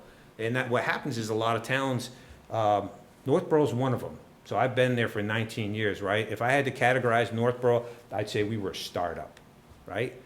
We built a mall, not like you guys, but we built a mall, 600,000 square feet. I just finished building out another 1 million square feet in new development. We had a lot of land available. We're approaching build out. And if I keep that mindset, if the people keep the mindset that we're a startup and we're growing and that new growth and that revenue is going to keep coming and coming and coming, devoid of reality, which is you're actually hitting build out. You don't have the land. And this is a conversation I'm having with my folks because they say, why are you so conservative with your new growth? I'm like, well, you tell me where it's going to come from. The land is built out. And these are the conversations that you have on an annual basis. I've been telling them we're approaching build out for the last 5 years. We're actually approaching build out now. Not a surprise to them. But the other piece of it is, and I don't know if your tax collector is watching, but one of the things that you want to look at, it's one thing to have that tax base. It's another, to your point again, to get that revenue in. You have to get that revenue in. And so you're looking at the collection rates here for us in Northborough, and we're at 99+%. That means two things. It means you have a good collector who's on top of their game. The other thing that it means is that your residents and your businesses are both willing and able to pay their tax bills. If you're in a recession and things are downturning, doesn't matter how good your tax collector is, you'll go into tax title, that process takes a couple of years. But you start seeing these numbers drop off and that tax collector's still on their game, it means people are unable or unwilling to pay. That's an issue. You start worrying about your cash flow. If that's your largest revenue, you better perk up and say, figure out what's going on there and then start planning accordingly. If it's not gonna turn around, then you need to budget and plan on less revenue coming in. This is one of my favorite graphs. This is revenues per capita and expenditures per capita. So revenues per capita is the red line on the top, expenditures per capita on below. And this is in constant dollars. So how's that graph look to you? Does that look good? Not a trick question. You have more revenue than expenditures. I have more revenue than expenditures. So as you look at the gap between those two lines, right? In very rough terms, I don't want your finance director to correct me here, but in very rough terms, that's your free cash. You're bringing in more revenue than you're expending, and at the end of the year, your operating position is in the positive. So you can see it fluctuate here, a little wider here, and then you see this trend where it starts to narrow. When the first time I did this indicator, these lines were crisscrossed, and they had been crisscrossed for 5 or 6 years. How were we able to operate with these lines crossed? Somebody tell me. Borrow. It's illegal to borrow for operating, but that would be a way of doing it. Free cash. Using free cash. Cash, one-time revenues. So these lines crossed, and when I showed my board and my committee, said, that's no way to live. That's how you got in trouble in 2004. And so we put policies in place, we had discussions, and we got agreements on the rules of engagement that we don't do that anymore. And ever since then, this chart was much more powerful when I could show way back here they crisscross. But it's far enough back now that it's been positive. But you do look, when you start seeing the two lines sort of converging, what does that indicate to you? Budgets are getting tighter, right? Mm-hmm. You maybe you're pushing your revenues a little bit, there's a service demands, things are getting tighter. So you want to watch kind of how that's going. Those lines should always be separate. You want to have a reasonable amount of cushion between those. So interestingly enough, in ICMA, this indicator, they're two separate indicators. And I said, well, this doesn't tell me anything. I want to see how they look together. So we put them on the same scale, on the same chart, and that's when it popped out. Oh my gosh, look at this. We're upside down here, guys, on an annual basis. We're going to get caught, and in fact, we did. But we fixed it, so we don't get caught again in the future. All right. This is a 30-plus year chart of Northborough state aid. I love looking at trends, and I like looking at more than a 10-year trend sometimes. So you look at this, and what do you think these are right here? These little arrows. It's flat. Excuse me? Meaning it's flat. I mean, you haven't gotten any higher. You mean that this is in nominal dollars, not adjusted for inflation. This is an actual reduction in state aid. Mm-hmm. Right. Back over here. So each one of these valleys is a recessionary period where the state didn't just not increase your state aid, they cut your state aid. Mm-hmm. You lost revenue. Okay? Oh, what the glory days we all wish for here, right? And look at this trend, up, and jump, and jump. That's what we get, 10, 15%. That's when we're all trying to hide the money from the school department, right? Because we get 15%. The thing you want to look at here is, look at these recessionary periods, right? Now I was actually managing here, when we hit here, I was able to communicate to my board because they'd seen this chart. I said, look, you're down 1, 2, 3, 4. Then you're up 1, 2, 3, 4. You're down 1, 2, 3, up 1, 2, 3, down 1, 2, 3, up 1, 2, 3, 4. So you're telling them when it hits, and unlike the private sector, things go to hell in the private sector in the economy.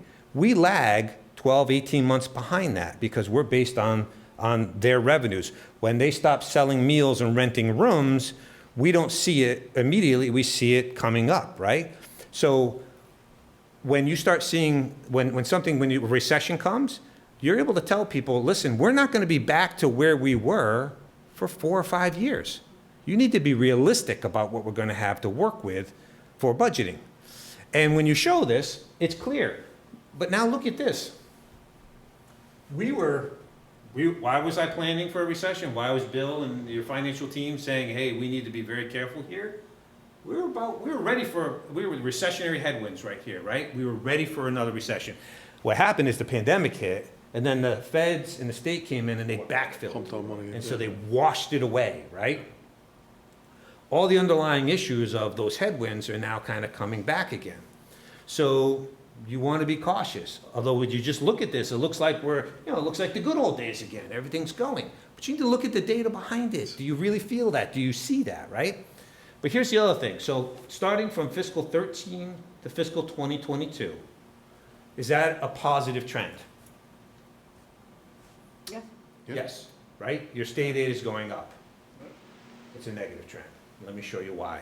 This is nominal dollars. This is what the mistake that sometimes, that was a trick question, by the way. I'm not trying to make anybody, I wanted you to say, yes, it's a positive trend, because when you look at that, that is a positive trend, right?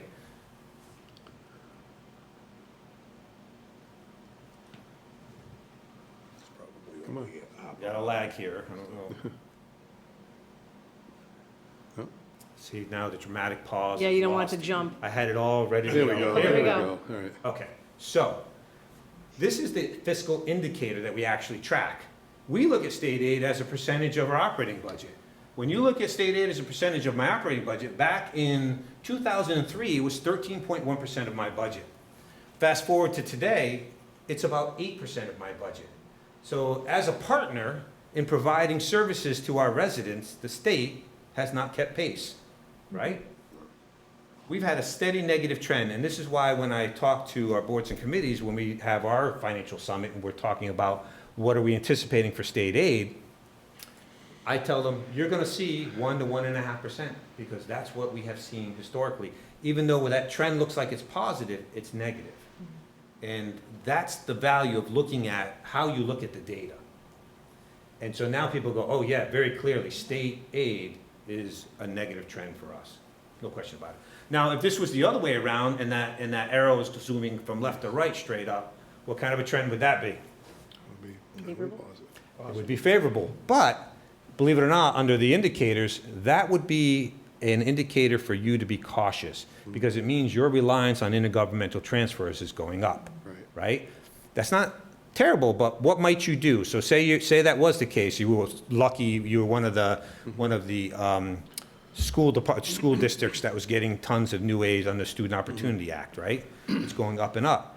Well, now your exposure is when something bad happens and you get cut, you probably might want to say, okay, based on our risk factor here, maybe we want to hold a little more in reserves, so that if that happens, we can backfill with reserves for 1 year and give ourselves time to think out a more long-term solution to how we're going to make up that shortfall. Just conceptually, these are the types of things that it allows you to start thinking about. Okay. How about I just point at you, Paul? Give me one more slide, please. You can skip this one. This was, again, just telling the board how we came to why I'm only forecasting when the state says, the revenue consensus hearing says the revenues are going up 5%. Why am I saying we're only going to get 1%? Economic growth revenues. This is a big one for you guys in Foxboro, right? Hotel, meals, entertainment. This is a good chunk of your change. And this is something that we obviously, we all track, right? So it's hotel, meals, motor vehicle excise, building permits. So these are the things, we refer to these as elastic revenues, right? They grow when the economy is growing, they shrink when the economy is in contraction. So you want to be looking at this trend long term. Right now we see it dropping down and coming back, but overall, I know that I'm approaching build out, so I'm not going to see those new growth revenues coming in on a consistent basis. And then we need to make sure that the hotels that close actually reopen again. The restaurants that close come back and reopen. But these are very economic growth revenues. It's the canary in the coal mine. They're going to be the first thing to shrink and oftentimes the last thing to come back for you. Very important to know where you stand with those. Next slide, Paul. One-time revenues. I mentioned getting off the train of using free cash in your operating budget. If you look at this slide, this is our free cash, right? The red portion of that bar chart, that's the free cash that we use to fund. I pay cash for all my cruisers, all my DPW trucks, and I mean my $250,000 DPW trucks. We use it for fire apparatus, a significant amount into our roads. These are things, when you put your money there, your one-time revenue there, it improves your financial condition in the long run. It's just like in your personal life, if you take your money and you give your car a tune-up, you paint your house, you maintain your furnace. These are things that improve your financial condition, and when something bad happens, you can skip doing some of these things to get through that. But if you're, again, stretching thin and you're not taking care of that stuff, you're gonna get caught twice. Next slide, Paul. Personnel wages and benefits as a percent of operating budget. I think this is one that you had mentioned. So you'll hear people say things like, oh, our personnel costs are through the roof. They're out of control. If you look at this, my personnel costs have been almost rock solid, stable at 70%, 75% of my operating budget. I was gonna say 75. Consistent. I can show you, when anybody makes that statement, I can say, that's not true, and here's the proof. Now, the other thing is that you look at the details of this, and this is important too, because it's not just what you're paying for or how much you're spending, it's where is it going? And if you look at the increases over these years, I mean, this is salaries and wages, 59.8% in 2012, 60.9% in 2021. It's as stable as it's going to be. Right. But look what's going up, the red, that's employee benefits. But what's going up is the fact that we're paying down our pension liability and we're making contributions to our OPEB. So the increases that you've seen isn't because of staffing costs and wages, it's because we're paying down our unfunded liabilities. So even though it's going up, it's not a bad thing, and you can explain that. It's a good shot for us. Actually, I had it back. This is 75% going across the board. But the other thing too is people say Paul, can you advance the slide for me? Okay. Employee benefits, health insurance. That's a big issue for everybody. Benefits are out of control. That's what's killing our budget. That's why we need to cut taxes. 20.2%, 20.6%. They're dead flat. We have managed them extremely well. Over a decade, the average of our health insurance budget has gone up 3% over 12 years on average, because we've actively managed it. It takes away that argument, again, the cave people standing up at town meetings saying, this is why we need to cut. Personnel costs are out of control. The benefits that we're giving our employees are, it's not true. It's simply not true, and you can prove it. It's stable. Or it is true, and or that you can prove it that it is. So it could go either way. If it is true, then it would cause everybody to look at it and say, why is it happening? And are we comfortable with why it's happening, or do we need to do something to address it? Do we need to do a staffing study? Do we need to look at how we're managing our health insurance? Do we need to consolidate carriers? Do we need to renegotiate with the unions? Those types of things. Right. John, are you self-insured for health insurance, or? No. We had Fallon. Fallon exited the market, and we now have Harvard Pilgrim. So, but if you look at, these are all the things, and most communities have done very similar things. You adopt Section 18, you make your retirees go on Medicare, and then you pay the supplement. So they're off your active plans. Plan design change. That's how we've done it. We get all the if I get an ugly number, I have all the unions come together, and we talk about what can we do to tweak plan design. We did not go to the GIC. You're not at the GIC, are you? No, with Maya. No. So that's why I feel like we don't have as much control over the benefits, and then maybe that's just my perception because we're in that plan. Like we can't make those changes like he's talking about implemented because we're in that. No. What he's saying is that the GIC, a lot of those changes occur even at the GIC level. Yeah. The Maya program is the same thing. We can actually look at different ways in which we provide benefits, but there's not a lot of change to the plan structure itself. That's true. I feel like we lose that flexibility. I mean, maybe that's a misconception for me because I work for a global benefits firm. So, when I see what companies do and then we're in this Maya one, I feel like we lose that flexibility by being part of that package that we can't. Bill, are you in Maya? Are you in Maya or the GIC? We're Maya. Yeah, okay. The GIC, you're really held to what the state is doing because that's how they do it. My personal opinion is I wanted to avoid the GIC at all costs. What happened was when things were really bad with health insurance, all the train wrecks ran to the GIC see, and that's drove right. up the risk pool. And if you can, again, this is just about, I'm not making, whatever you guys decide to do in your community is your community. This is about having the information to have informed discussions about whether or not it makes sense for you. Yeah, Meyer actually is very selective in who they put into the program for that reason. They evaluate those. Yeah, Maya's a joint procurement association. I'm in a joint procurement association, but it's just me and a couple of towns around me. Maya's a bigger version of that. Right. So, but again, does it work for you? That's for you guys to decide. Skipping pension funds, debt service, I'll just say, you need to know where your debt position is, and I know you guys do. Our policy is 5 to 10% of our operating budget. I'm down below 4%. Why do you think I'm so low right now in my debt service? Probably gonna do another big project, right? So you wanna, and these guys know this, you pay your debt off, you bring it in, so you're always kind of leveling your debt off. You don't wanna wait and then do 4 schools at one time and you have this huge spike in your tax rates, right? No. You advance it, Paul? We talked about reserves. I know you have reserve policies, you have your free cash, your stabilization fund. It's one of the reasons why you have a AAA bond rating, is because you're maintaining the level of reserves that the bond rating agencies would like to see. But again, this is how you explain it to your residents. That money isn't there, it's available to you, but it's not there for operating expenses. It's your emergency fund, it's your savings account. It's not your savings account, it's your emergency fund. Right. The last couple, just food for thought here. We all have to track our fixed assets. These are the roadways, our infrastructure, our buildings, right? And so you can see it's land, equipment, construction in progress, infrastructure, buildings. So these are my physical assets for the town. From left to right, again, is that a positive trend? Yes. What happens to physical assets that you buy? You bought a car last year.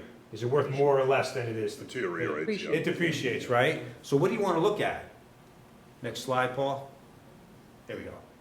This is, so this is the same graph, but if you look at the blue line, oh, that's okay. You look at the blue line, same thing, left to right. Those are depreciated assets. We're still up, we're still maintaining our assets. Now, that doesn't tell you, am I spending enough money on my roadways versus my buildings? You got to drill down deeper to get that information, and we do that. In the case of our roadways, we drill down to all of our roadways and buildings. I have many conversations about this. Our overall roadway rating is 73.5. What's yours, Bill? It's closer to 80. Yeah, see, you're showing us up. He knows exactly what it is, and that's important. What's Disney's standard for paved surfaces? 85? 85. Very good, Bill. I've been around a little bit longer. But this is powerful for me because I've got to explain to my folks, if I only spend what I get in Chapter 90 funds, you can expect your roads to deteriorate. And you know what it costs to rebuild a road versus to overlay it? It's fivefold. So I'm going to kind of start to wrap up. I can see you're getting the concept of what we're trying to do. But what I have available to me, this is our dashboard. In one slide, I know exactly where we stand in terms of our revenues, our intergovernmental transfers, our growth revenues, our benefits, our operating position, everything. And if you look at this slide, the ones that are in red, do I control state aid? No. But what do I control? If state aid's going down, I need to make sure that I'm planning for that trend. If it's going up, I need to make sure that I'm increasing my risk in my interdependence on state aid and intergovernmental transfers. I need to make sure I have more reserves if something happens there. Economic growth revenue, same thing. I don't control that, but I need to be realistic about what's happening with it. Another unfavorable pension liability, we're in the Worcester Regional. We're on a funding plan for 2037. So we're making those payments. Other post-employment benefits, Bill, where are you guys on that? Almost 15 million. Yeah, what, for OPEB? We're about 15 You million. guys are in great shape on that. Much better shape than, I'd say you're in the top tier in terms of where you are with that. We don't have that, ability. Just both the pension and the OPEB liability should retire about 2030. Yeah. So we'll be in good shape there. so I lost it. But anyway, the point here is, when we talk about what kind of what kind of financial condition is the town of Northborough in, I can tell you in no uncertain terms exactly where we stand, and I can prove it. And when we talk about making decisions on an annual basis in your economic summit, if you make this decision, how does it impact your financial condition 5 years from now? Is it going to help you trend up or down? So I know we're in good shape. I know my tax base is strong, my reserves are good, my debt is low, my reliance on one-time revenue. Our policy, I cap it at 1%. That's a reasonable amount. It's about $500,000. And then I also know that capital investments, we have regular, just like you do, investments in our cruisers, in our equipment. We turn these things over on a regular basis so that when the pandemic hit and we cut our capital for a year or two, we're okay. If you're driving 2 cars that are 2006, right, and those are your 2 vehicles, and then something bad happens and they both die on you close together, you want to cycle them. You know, you want one a little newer than the other. Right? I know this is kind of common sense. So I'm going to come through. All I'm going to say about financial projections is you have to have a 5-year forecast.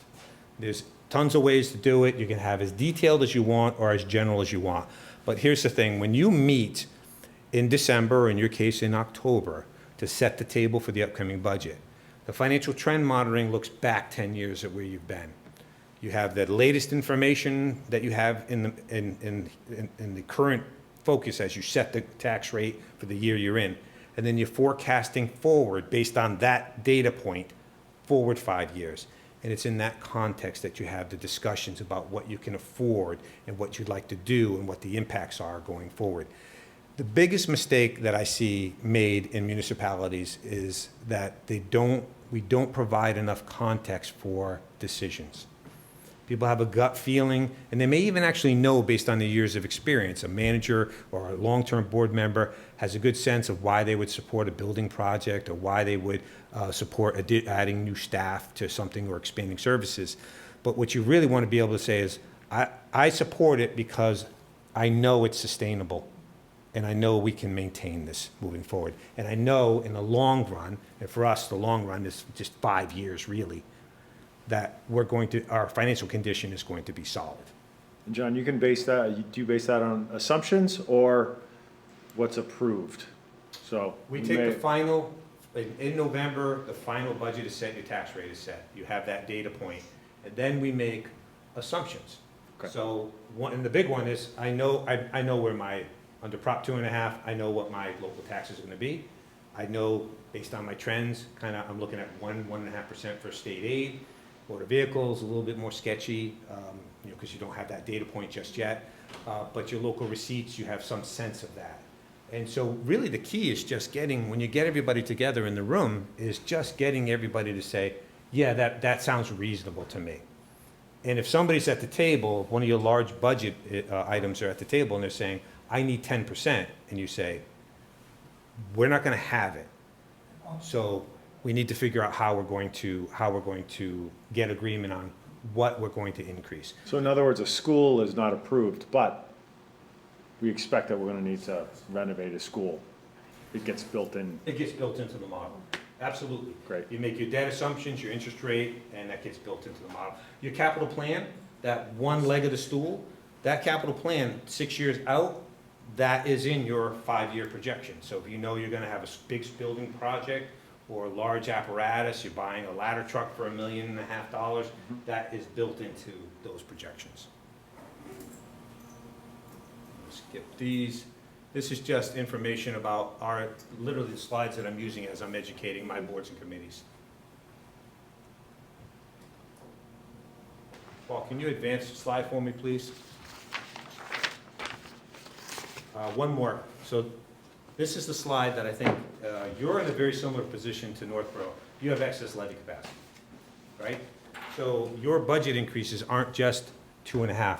Many communities, what you have to work with for your largest revenue source is 2.5. If you need more than that, you could dip into your levy capacity. So as part of your 5-year financial forecast, or as part of ours, you can see here, I've got over $4 million of levy capacity, and you can see it going down. At the end, it's at $3.3 million of levy capacity. That means in order for me in Northborough to sustain the current level of services that we have, I need to dip into my levy capacity. Why is that? Well, I'm approaching build-out. State aid isn't growing, right? I'm down to taxes. And so every time we start talking about expanding services, I get to remind, when I'm in negotiations with the unions as well, that we are going to have to dip into our levy capacity to sustain our current level of services. At some point, like any community, once you mature, you are going to be at the limits of Prop 2.5.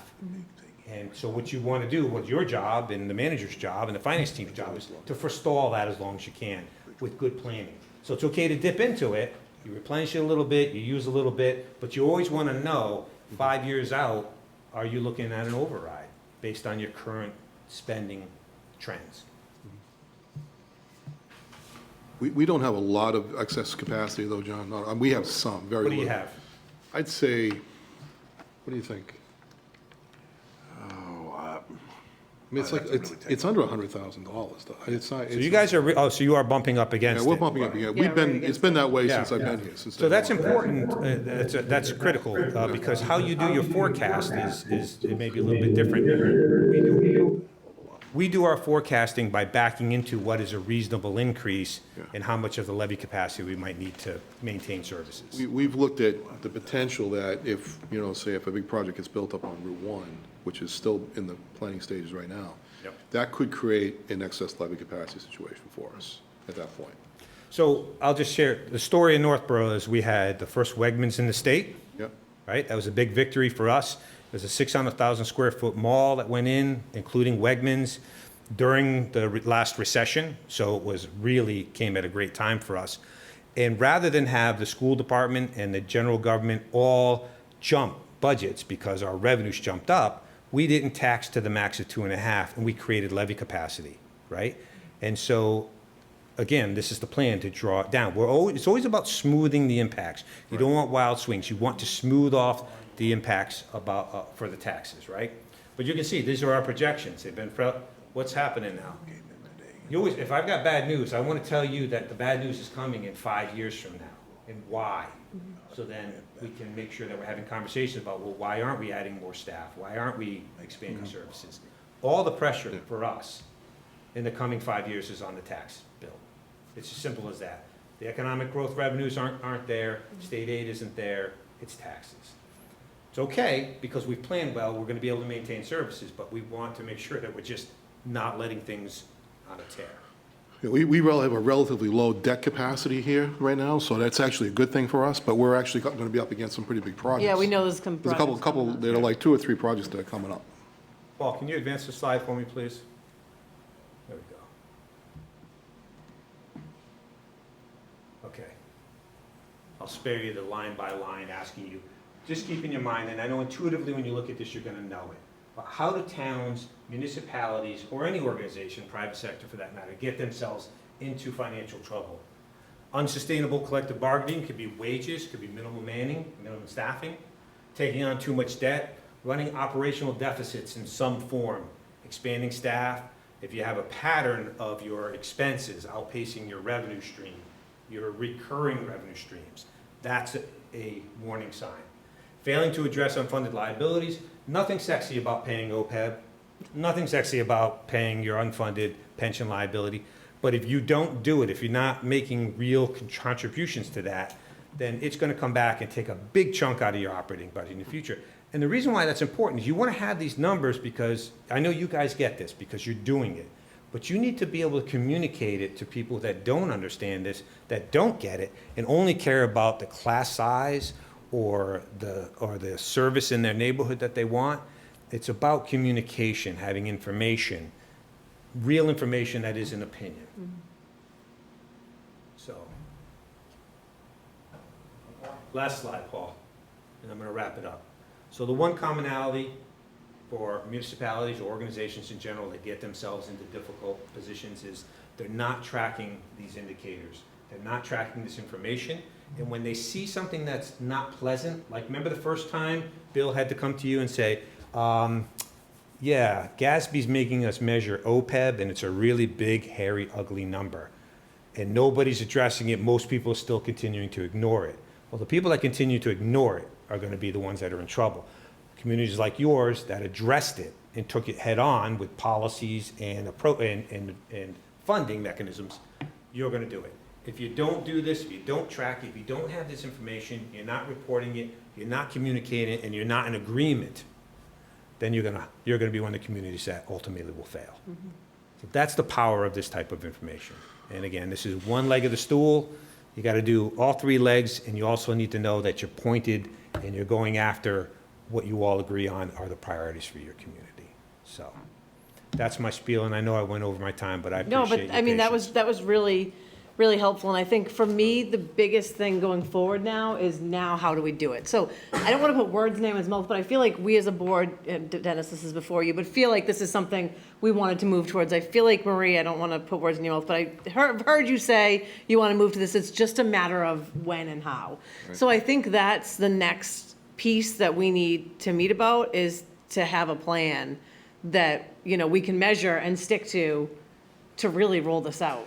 Yeah. And, I don't know how long that takes or what that looks like, but I think that's what's next. We've been working on that, but I'll let Marie talk a little bit about that, if you don't mind saying a few things about that right now, Marie.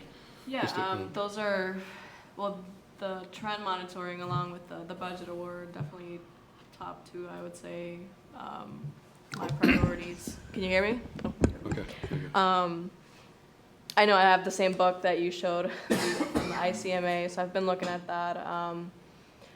I took one of your classes. I did the finance seminar a couple of years ago. The Suffolk University? yeah. Oh, okay, great. So I mean, I've done my research and stuff. It's just a matter of just having the downtime to be able, because I know once in the beginning it's a lot of data collection, and then once you have all your data, it's just a matter of maintaining it.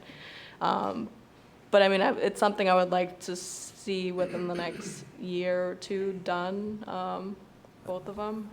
My suggestion, two things. One, brilliant people create and geniuses steal, right? Yeah. Steal. Like, just tonight, I go all over the state and do these, right? I do it because I believe in local government and I want to see local government work.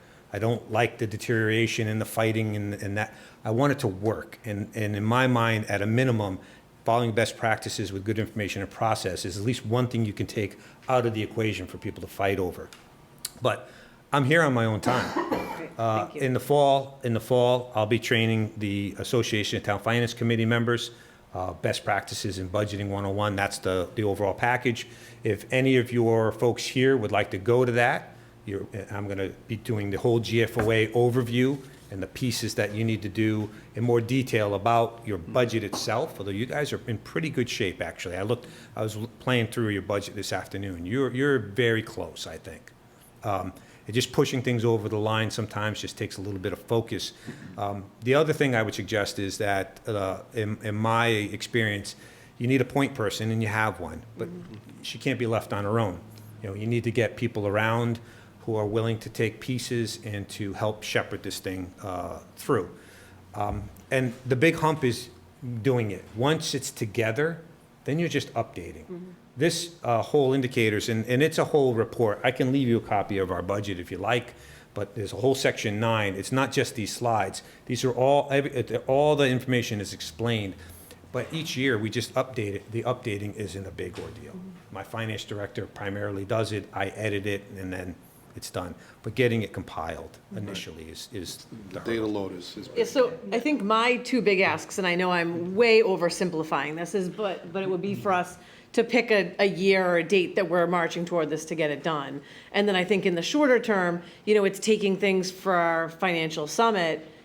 Does October make sense? Like you just said, what can we bring into this that it's not, just us sitting around and throwing things on an easel and, talking about stuff, but, how can we take shorter term pieces and start putting those into action for the next step to get that rolled out? Yeah, maybe even looking at the dates in the overall budget process. Right, Maybe right. pushing some of those out, just I'll to tell you one allow thing us the time. Yeah, that's a great point. And one of the things is that, a lot of our towns have these, I think they're ridiculous timelines and dates for when budgets are supposed to be done. Like, you don't have any glimpse of your state aid until the governor releases his budget. End of January. In January, and that's your first glimpse of it. But beyond that, the data that I'm showing you here, we don't have it until we set the final budget in November. I couldn't put this all together, and it's a scramble for us to put it all together in December. And in my mind, that's a good time frame because again, you've closed out the prior fiscal year, you've finalized the year that you're in, and you've begun planning for the upcoming year.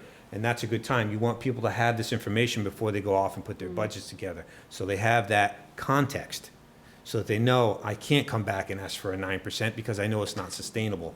One of the slides that I sort of glanced over here tonight was one of the slides that we look at is based on our forecasts, how much can our budgets go up? The general operating budget and the school department budget. And I used roughly about a 3 or 3.5% increase over the 5 years because I know in my town, I need about 3.5% to maintain the current level of services. If you want me to come in under that, I'm going to have to cut services. And I can show you that. So is this software we'd have to invest in, or is it homegrown? God, no, this is on my laptop on Excel. I don't do, my entire budget, if you go online, you look at my entire budget, the entire budget is in Word and Excel. And I did it myself. There's no, Yeah, no, I thought so. no special software, or, no. And just No, go ahead. in terms of budgeting is the most basic math that really you can have. I can do linear regression analysis for you if you want, but very rarely is that warranted. It's really about percentages and increases, and the biggest thing is probably the most complicated thing is doing a constant dollar analysis, so using the rate of inflation to control for inflation, and that's really, once you get the formula in, it's very, very simple. You just pull the data in and you update it. Like I said, once it's in place and you see it, it's not complicated, but it does take some effort initially to get over that hump. Yeah, and, no one's ever going to have this miraculous free time to do stuff like this, so it is a matter of, making a plan and making it really a priority. Like, I think that's something, and it's no fault of anyone, but, I think sometimes if you don't have those plans, there's slippage. And that's, when you feel like you are rushing. But if everyone knows from the get-go that, the summit is, in December and this happens then and it's really tight, and then we stick to it, we can be successful. So One of the things that a couple towns have done recently, and then, I've been advocating for this, and we just haven't had the opportunity to do it recently, but is that a lot of communities are starting to get co-op students out of Northeastern to as financial analysts or financial management analysts to help with this kind of effort, because doing this kind of work is, you got to put them in a room and let them do it, right? You can't just, it's just an add-on piece for Marie, which has got another 100 things to do on top of that. But this is something that you could really, project specific to get it up and running, and then just maintain it. Once you maintain it, once you get it to where it should be, you can maintain it. Once you have the system in place, maintaining it is Just pretty building regular. Just think about it incrementally. The first year when I was in Northborough, the first year I focused on the capital budget. Then the next year we standardized all of the budget submissions and the personnel tables. That's one of the things I always laugh people. I say, how many people do you have? What's your FTE count? And I almost can guarantee that you don't know what it is. Bill knows what his is, but most don't, because I'll just say, okay, well, are you including the people that are funded by grants? Are you including the people that are, working on the Meals on Wheels? We have all these regional, if you have a regional staff, a regional veterans agent, are you including that person in your staffing account, right? And then you always have, if you have a call fire department or a hybrid like we have, it took me years to explain to my fire chief, not my current one, but my old one, that you don't want to say you have 13 call firefighters and put them in. They think you have 13 FTEs. When you look at those call firefighters, the amount of time they actually work, it's less than one full-time equivalent. You have to standardize everything. So it takes a couple years before at least I had real confidence in some of the numbers that we were producing. But once you lock it in, it's there. It's there. And the key is, do it incrementally and do it. Look, this is the best team builder, financial team builder you can do. If you've got a good finance committee and you've got good staff and everybody's pointed, and this is something that I don't know anybody, I've never gone to a town that said, do you guys want to implement national best practices for your finances? And they go, nah, why would we want to do that? It makes sense. And even though, as the case is in my assessment of Foxborough, you guys are doing almost all of it right. It's about just organizing it in a way that you can more efficiently and effectively communicate it to silence the cave people and the naysayers, so that you, as policymakers, feel comfortable when you stand up at town meeting and you're putting your reputation on the line, that I believe we can sustain and support this building project, this initiative, this staffing level. You're doing it from a level of not just your gut, but a level of information that you can point to that's objective. There's always a level of risk involved in anything that you do, but the idea is to minimize that risk with actual data and information. That's a 100% accurate assessment, John. I could have said it better. We have all the pieces. In fact, when we did that, we went through the AAA bond process. You wouldn't be a AAA community if you were a mess, I can tell you that right now. But when we went through Not that wealthy. I remember Randy Scholes, when we first talked about it, he says, we just haven't got the right, I said, I just gone through it in Dedham, so we had all the pieces. I gave him the templates, and we got it done. We had all the information, we just had to put it together and package it up. So that's the same thing here. We have all the pieces, we just haven't packaged it. So I think, Seth, our next step, would you agree, is the implementation plan? So, I mean, I think that's the takeaway that we would ask, this team, especially with the lens, with the retirements that are coming too, that does make things a little bit, more challenging, but I also look at it as an opportunity maybe, to kind of push those things forward and to start off, like you said, when you had started, 14, 19 years ago. It's a good time. It's a good time to kind of get that stuff going, so. New goals and objectives. Yep, exactly. I'll leave you a copy if you want. Section 9 is the capital, and Appendix B is the full report on trend monitoring. And again, steal it. Yeah, right. Half the stuff that's in my budget, I stole from stole first time I many did it, I things sent over the away for years, budgets yeah. across the country, and I Right. took the pieces that I liked. And frankly, there are people even in Mass that are doing a nicer job a lot nicer job in some aspects and things that I'm doing. I'm just gonna steal from them. Right. Why recreate the real wheel when it Absolutely. works, Exactly right. Absolutely. Great. All right, and Thank I you very really much. appreciate it, because like you mentioned, this is your own time coming. It's, 9 o'clock at night on a Tuesday. I'm sure you had your own board meeting last night, and. Till 11 o'clock. by So, the way. yeah, so we'll we know. really, Yeah. really, truly appreciate it. It really is my pleasure. Like I said, the things that I do this because I believe in local government, and I want to see it work well. And we don't control everything, but the things that you can control and minimize the conflict, this is a no-brainer. National best practices is a way to minimize unnecessary conflict. And then you can argue over your values, which is really what democracy is supposed to be focused on, not arguing over whether or not the information is correct or not. Right, that's the table stakes, so. That's the takeaway. All right. Thank you very much for your Thanks attention. so I know much. it's late. Thanks. Really appreciate it. And then, maybe if you guys can follow up with us the next, I wouldn't say next meeting, but maybe like, by the mid-September meeting, just give us some sort of idea. We'll put that on the agenda. Great. John, I owe you a dinner for this. Thank you. You're taking me axe throwing. There you go. Fair enough. All right. I'll have to buy you a beer too on the top of that. Yeah, that's all right. There you go. Thanks, John. Appreciate it. Yeah. All right, so we're gonna take like a 1-minute break. I know you guys are probably anxious to get going too. Maybe when Doc's back, I'm good. I'm good to just keep trucking. All right, so, you know the drill, Mr. Buckley, and if you guys can introduce yourselves and give us an overview of your application. So, Madam Chair, ladies and gentlemen, good evening. For the record, my name is Bill Buckley from Bay Colony Group, and with me this evening is Mike Corey, who is the project attorney, Mike Sullivan, and Kelsey Cummings, who are the applicants. And what we're here before is, as you pointed out, is this is a special permit in the S1 zone. Under the Foxborough zoning bylaws, we have to have an informal discussion with the board so that you can give input to the planning board at their hearing, which right now is scheduled for September 8th. So I put a rendering up there, and I'll just talk to it. So this is a property. It's located at 1 and 3 Turner Road. It's a 41,600 square foot lot that's located at the intersection of Route 140 and Turner. It's Turner Road and Route 140, which is Pier Street. So if you were coming from the center of Foxborough, you'd be coming from this direction. This is seasonal over here on the right, and actually just off the property. This isn't even here anymore.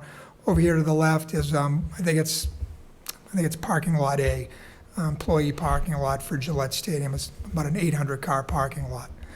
So what we are before the board this evening is to show what's called under the zoning a temporary parking lot. It's a temporary gravel parking lot for stadium events. And as I stated, this is a roughly a little bit less than 1 acre. It currently contains a duplex dwelling, which is on the property, which is right here.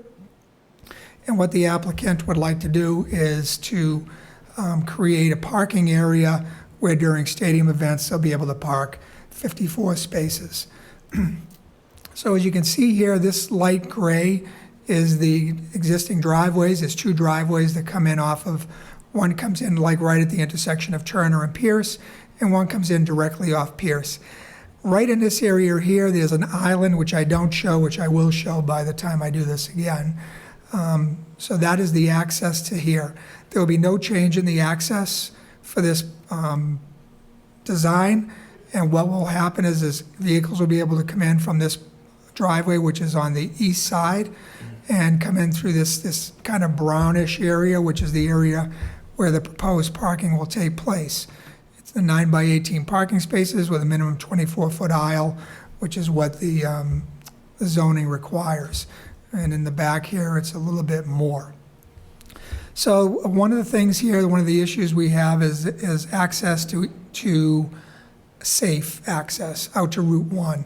So what the applicant has, what the applicants have done is they've contacted Mr. Hanflig, the owner of Seasonal, over here to the right, and he has given them an access, permission to access his parking lot during stadium events, so that people will be able to walk from the lot, through that lot, and hit the sidewalks right out on Route 1. So they won't have to walk out on any street.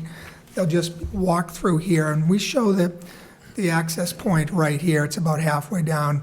I've looked at it again, and because of the grades in here, we're probably going to move it to this back corner here. But either way, they'll be walking through that parking lot. That agreement with the abutter was in the filing with the board, so it should have been in your packet. We have to put in things like porta johns, which are required by the Board of Health. In this particular case, only 1, because it's 1 per 100. And they will be lit by lights, which will be placed on the home, facing in this direction, this direction, and this direction. And those will be, used during stadium events, during any type of evening event. And that is it. For me, the one thing I couldn't follow is like there's an Ann Pittman and then a Kelsey Cummings and then a Michael Kennedy. Like I was just having trouble connecting those pieces and the players as well, just to follow the application. So. Yeah, Ann Pittman was the original owner. Okay. I'm Mike Kennedy. This is my wife, Kelsey Kennedy. Okay. She just became Kennedy on Okay. July 23rd, so it was Kelsey Cummings. Okay. Because the abutters noticed that Ann Pittman, that's where I was, okay. Oh, I see. I was just looking at the application, and it only listed Mr. Kennedy, but okay, the abutters notice, yeah. Okay. Yeah, we have Ann Pittman in our packet too, and then Kelsey Cummings. Right. Okay. So she really has nothing to do with it. It's really just Okay. the Kennedys. Okay. So just to remind everyone, similar to 2 Washington Street, and I mentioned this, Doc, when you were in the bathroom, we don't need to take a vote on this. That will be up to the planning board, to make sure that it falls under, what it needs to. But we are the licensing agent for the parking. So we do have a little bit more teeth in this when it comes back to us.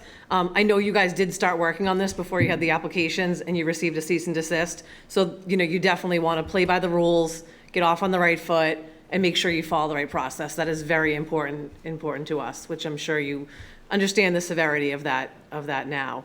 Yeah, I want to apologize on behalf of the both of us. This is the first property that I bought.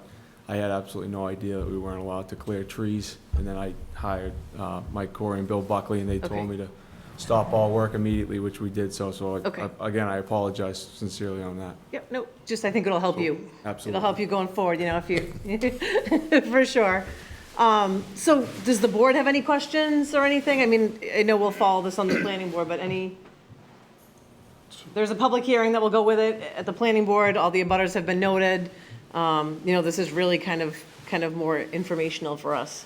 Go ahead. Madam Chair, so I think it's important for the board to know, since this will come back to you for consideration for a parking permit. But we had a staff meeting on this very particular proposal, and there wasn't one person in the room who could support this. Okay. Not one person on the staff could support it because it was, first of all, it was done backwards. You already admitted that. But the second thing is that it's, from an access perspective, it's not safe. There's only, there is an island there, so if in fact it goes against the traffic plan that's just been put into place with Patriot, with the craft organization, which is actually working now, that keeps the traffic off the side streets and doesn't congest the side streets. So if you take a look, if you're coming from, say you're coming from Rentham, and you're trying to take a left turn into that parking lot, you couldn't do it because there's an island there. And if you do, you're going to stop traffic by doing that. So the only way you could actually safely go in is if you were coming from Foxboro. Only way you could do that. So that presented a real problem. The second thing was that clear cutting a lot without any kind of consideration before you pull the permit is completely unacceptable to the town. You go out there now, it's a moonscape. It's what it is. It's a parking lot in search of a house, as opposed to a house searching for a parking lot. So it's not an acceptable use that at least from the staff perspective.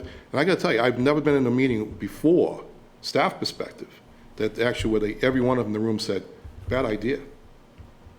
So I strongly recommend you don't spend another dime on this project until you get your permits in place, because you're going to find yourself probably planting a lot of trees out there. Because it's a mess right now. It's a real mess. I'm sorry to say that to you, but that's my observation. I have to be entirely honest with the board on that. Yeah, and there are some other, obviously there's a lot on Pine Street that's similar. I think it's zoned, if I remember, a little bit different. You can access through Route 1. But we as a board, we do look to the staff recommendations. We look at what police thinks. We look at what fire thinks. We will weigh that in our decision. So again, it's kind of informational, but we do have a little bit more teeth since we issued the permit down the road. But that is something that we will look into, when we do issue that in the future, if this does move forward past planning. I'll refrain any further comments until that because all these things are going to be brought out at the planning board hearing anyways. But there's a lot of things, using the access to seasonal creates a whole another set of issues with, what if the owner changes? How does that change the perspective? And it's not really an easement, it's permission to use that for access. Looking at, there's no sidewalk access, which is required under your guidelines. To Route 1 or to is no direct access at all. It's all through someone else's property to get there. So, I didn't even know there was a house there until all of a sudden the trees were all cleared and there was suddenly this duplex appeared. And there was you couldn't even tell because there was so much vegetation. Yeah, there's a on couple the site. duplexes there right in a row, if I remember right. So, anyways. So this is, it is a little awkward how you guys come to us, but we don't really make a decision Right. and you haven't gone to planning board yet. I will admit that is clunky. So it might feel like you want us to give you more, but the next step in the process, I really think is the most important one with planning board. But I think that kind of at least is, my sentiment so far. We'll look at what the town departments are doing. We'll take all that into account. And then anything else from the board as far as comments, questions? Well, I guess more the process, Bill, it'll go to planning. Right. If and when, depending on criteria they come up with, and it comes back to us to permit it, would we have any more say on that property? Well, you have a set of guidelines that are required in order to have A safe parking area. For any kind of events. And I have to say, Pine Street, that one kind of went through the ringer too. That was not an easy one. That wasn't easy. That was a tough one to get through and get everyone on board to, make sure that they were safe and they weren't cutting through Lafayette. It was similar, but they do have the direct access through the wide, shoulder to get there. So that was another one that was not an easy one. But ultimately worked out for Ms. Santos. So like I said, I'm sorry to be the bearer of bad news, but I'm going to be honest with you, and I have to be honest with the board as to what I observed. Yeah, I got to be honest too. I was shocked when I saw what was going on there. I sort of questioned it. Me driving from Rentham back one day, what the heck's going on there? And coincidentally, a couple of days later, we got CC'd, the cease and desist. And, I understand it's your first dabble at property, and hopefully you're going to be very successful going forward. But yeah, that was a big gaffe. Yeah, again, we apologize. I have absolutely no idea that you needed a permit for trees. And like I said, the minute they told us that we needed to stop, we did. And we don't want to do anything that we're not supposed to do going forward. All right, so it may feel like we're leaving you hanging a little bit, but our intention here is not to take a vote. It's more informational for us to gather information from you, and then for you to move forward with the planning board, which, even if you don't see us all there, all the meetings are televised and replayed. And, you know, speaking for myself, I know I have no life. I watch all of them, so we will be following along, you know, before it comes to us as well. I think the rest of the board feels I mean, the trying to same be way. constructive here, I think, you know, I thought that this was being leveled because you're going to develop the site more productively than just a parking lot. It may behoove you to rethink your plans for that and actually look at a development for that site that would actually be more beneficial to everyone around you, as well as, you know, serve the interests of what you're trying to achieve. I know this is an investment for you, and I get that, and I commend you for trying to do that. But I think you want to be a lot more constructive about this and think about this more constructively than what you've got approached here. All right? Anything else from the team? Nope. Either of you? I think, you know, we've given you our information, and Yep. we've certainly heard the input, and we'll be talking to the planning board in a couple of weeks. Yep. And I appreciate your patience tonight holding on. I know you guys were on late, and then we took you late, so I really appreciate that as well. Thank you guys for your time. I appreciate the input. Okay. Thank you. All right, Thank great. you. Thank you Appreciate very it. much. Thank All right. Assistant Town Manager. Yeah, so Mike's not here, but I think we have, Yeah, there's a couple in there, Couple new couple of positions. new additions, both in the library. yep, Gene Carter, a part-time library assistant, has been hired, and Jennifer Houston, who is going to start relatively soon, as the part-time teen services librarian. So this was actually a swap because she had the library director had a difficult time trying to find the right person for the teen librarian. So then she was able to beef that position up a little bit, but then take hours away from the other position to make it work. And so does that it's, change any benefiting? Because I know that part-time, no, the benefit, the whole thing stays the same in that regard, but it's just the mix of the hours is different. okay. I'll let you just roll right into the town manager's update. All right, so just, had a number of things that I wanted to bring you up to speed on, which were, and that is dealing with the Rodman 5 Realty Trust digital billboard, which is a new billboard that's going to be going up in front of Rodman. The permit requirements, which, by the way, still has to be heard before the ZBA, requires that a negotiation be done to determine the mitigation that goes with it, because it's an electronic billboard. So I have followed the previous example that we've used, where it's about $12,500 per side for an annual fee and up to 20 years, with the provision that it would be renegotiated after that. Also, that they are going to provide up to 15 hours of community's time on the board itself, so we can actually use that board for that purpose. I've checked around. I did do some checking, and that is actually a reasonable number for the 12,500 per side. Particularly as it relates to Route 1, if you were to go onto 95, you could probably double that number because of the amount of visibility in cars that are going to go by there. And the only thing that always stands out to me, and I know we mentioned this last time, is for a 20-year term with no, like, kind of escalation in there, seems like a long time to. Well, we actually looked at that, and quite honestly, I actually proposed that initially, but then I got some pushback because, you know, really that you don't see that in the other agreements that are out there. So that's the reason why we weren't successful on that front. But we do have an agreement in principle at this point. And I just want to make everybody aware of that. So and I did provide you a copy of the agreement. There is a blank space in there as relates to the reference to the zoning board's decision. Of course, that hasn't happened yet, but that just the way the timing of that works is that this had to be done first before they could proceed to that, and that's the next step in the process. Okay. The Powered Forward program, I'm going to be providing you some information in this, but it's going to be on September 1st of this year. Everybody's going to be getting a notice about Power Forward's new numbers, and people are going to be shocked to see these numbers. But these numbers are coming up to become very, very expensive for electricity over the next several years.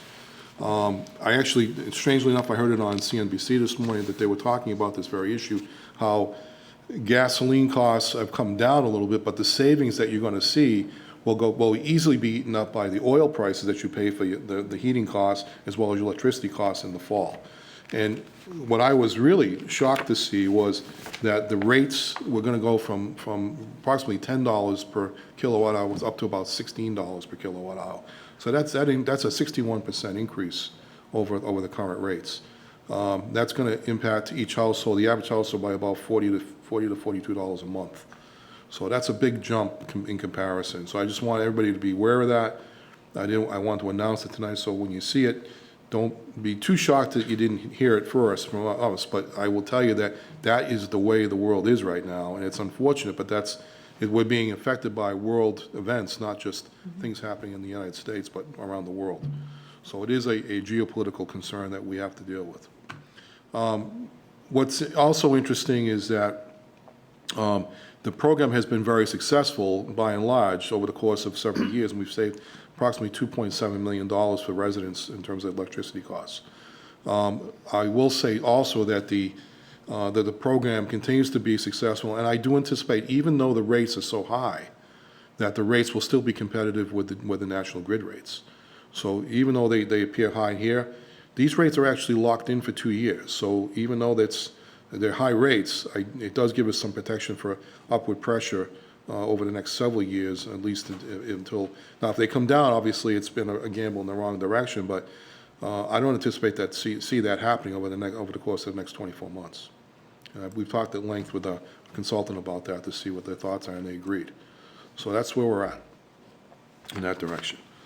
The second thing is the level 3 critical drought status, and that we're experiencing statewide, and particularly in southeastern Massachusetts, where we're becoming exposed to a pretty low level of rain. Now, I do expect we will see some rain tonight, and we will see some rain tomorrow. But even with the rain that we're supposed to get, it won't really make that much of a dent. And unfortunately, the storm that we're anticipating looks like it's veering off a little bit, so we won't get as much rain as we initially thought. So we just want everybody to be aware, and I know most people are. It's not news per se, but we're running into it town-wide. And I did see a couple sprinklers on this morning, which I'm saying, why are we doing that? And it's not the same one. It's on, yeah, this morning. So and then, by the way, there are people that do have wells, and so you may see people with green lawns, but they may have a well water that does that. But still, by and large, people be aware they just can't be sprinkling at all. Can't even use any kind of outdoor watering at this point. No, it's being very, very restricted. Something really eye-opening, Frog Pond has dried up, which I don't think that's ever dried up that I remember. I don't know if you ever remember that. There are. And when we did one of the ribbon cuttings, it's at the old bleachery, but there's parts of that are actually dried up, like all the way to the bridge, kind of, by that Moore Street property, that are almost all the way dried up, and I don't ever remember seeing that. So it's really eye-opening, some of those places around town, to see how low things are. It really is. Wells are drying up, too. Yeah. Now, the good news here is that we've got plenty of water. I mean, I don't want anybody to think that we don't. We've actually sunk a couple of new wells in the past few years, and so our well capacity is actually quite good at this point. The challenge is that we are limited by how much we can take out of the ground by the state. So even though we may have plenty of water, which we do, I've been assured of that by the water department, that we have plenty of capacity, we just don't have the ability to take it out of the ground. So that's really what's impacting. So it's not a Foxborough imposed. No, that's exactly. It's a so state. everyone It's a understand state. that, It's a state imposed permit that we have limitations on. I'm going to have you skip all the town Yeah, there's a property approvals, 'cause we lot can of see town them. property Yeah. announcements, and I'll forego that. I do want to point out the donations of the Taylor Ford pictures that you now see posted here around the room. We thought that we'd add a nice batch of color, but really some great photos, candid photos of Foxboro sites that I think people have great appreciation for. And I really am grateful for Taylor Ford's donation of these. He put these together entirely on his own and wanted to make sure that the town had these for keepsake purposes. And so I thought he did a great job. And really, it cites a lot of great things about Foxboro, and I think it's really a nice addition to the room. Yeah, when you walked in the room tonight, it really dressed it up. It looks really beautiful, so thank you to Mr. Ford for those nice pictures. Great job. So thank you. And I'll forego any further because I know we got a few. It's been a busy night, so I'll forego that. Well, why don't you go into the town meeting, the first selectmen's update, because I think there's some late breaking news on that one that I'll let you So roll town into. meeting, thank you, Madam Chair. On that point, we have been talking about what to do about town meeting this year. And don't forget, we have November 7th is an election. And then November 14th is problematic because it actually runs, it creates a challenge for the town clerk because he's dealing with just finishing up the election, as well as he's also involved in a state conference for town clerks this year that he's going to be impacted by. So listening to that and certainly being mindful of that for him, we've talked about moving the date to the 21st, possibly of November. We talked about the 28th, but in talking with Leah, she made a very good point that we'd rather probably do it before Thanksgiving than after, because after, if we do the date after, we're going to come off a 4-day weekend with Thursday, Friday, Saturday, and Sunday. And if anything does come up, as we know it always does, not to anybody's fault, but it's just the nature of the beast, that we always have something last minute that pops up that we have to take care of. So this will provide us a little more time to deal with that in the event something late breaking occurs. So I know it's a holiday week, but it's either like the holiday week or the Monday after a holiday. I don't think either are ideal, but we know things are going to come up, and I think everyone would rather go into the holiday having town meeting wrapped up versus, hopefully we try to avoid fire drills, but like inevitable fire drills during the holiday.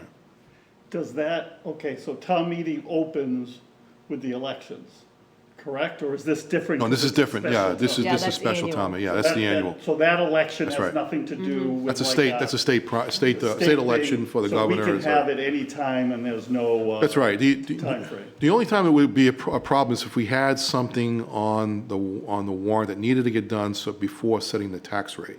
And that's not the case here, so we're not. Bill had talked about going into December, but I was a little reluctant to push fall town meeting into December. That was like my gut.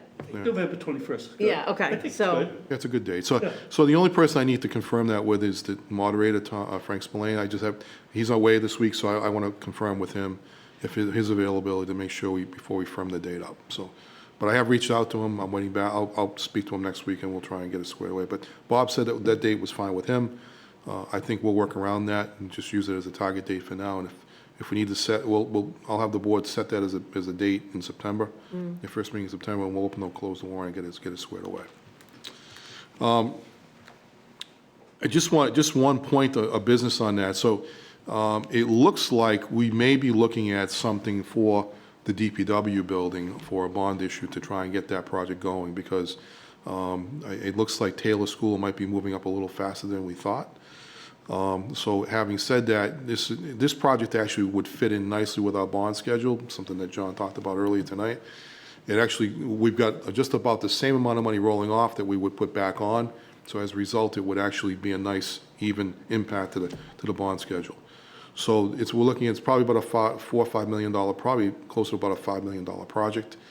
We've also been notified that our underground storage tanks at that facility need to be replaced, and DEP has already notified us that has to be happening. They're 30-year tanks, and the 30-year anniversary is coming up in 2 months. So we need to really focus and get that stuff done. But there are other things on the site that have being studied and evaluated by Weston & Sampson, the engineering firm, and they're going to give us a full report and hope to have that to us by the end of this week or early next week at the latest. So they want to get in front of the building committee and get moving on that sooner rather than later. All right, just want to give you that late-breaking information on that as well. So once we have a date, if we can just have, Christina put something, like a save the date out there. Yep. Just to make sure all the boards and committees are aware. I think that'd be helpful, but just no big issues that anyone sees now with either of those. Okay, great. You want to talk about the next one, or you want me to? Yeah, no, the search consultant briefing, I know we had talked about August 23rd, but that's actually moved in a day. The board, we tried hard to find a day that worked for everyone, but that was nearly impossible. Stephanie will not be able to be here, most likely on the 22nd, but it will be televised. There will be no option to Zoom in because of the room that we're going to be in, I believe. Maybe at the library, I believe. Yeah, we're going to be, I think, in the library. We'll wait for Christina to confirm that, just because there was a lot of moving pieces, because Bernie, who was the low bidder on that, is not available on the 23rd. He has another, as much as we can put a save the date out there, he had another prior commitment with another town search. So we worked long and hard to find a new date, and August 22nd is that new date, so people can watch that, you know, attend in person if they would like, but it will be televised on cable access, and it will be a little bit different format than we talked about.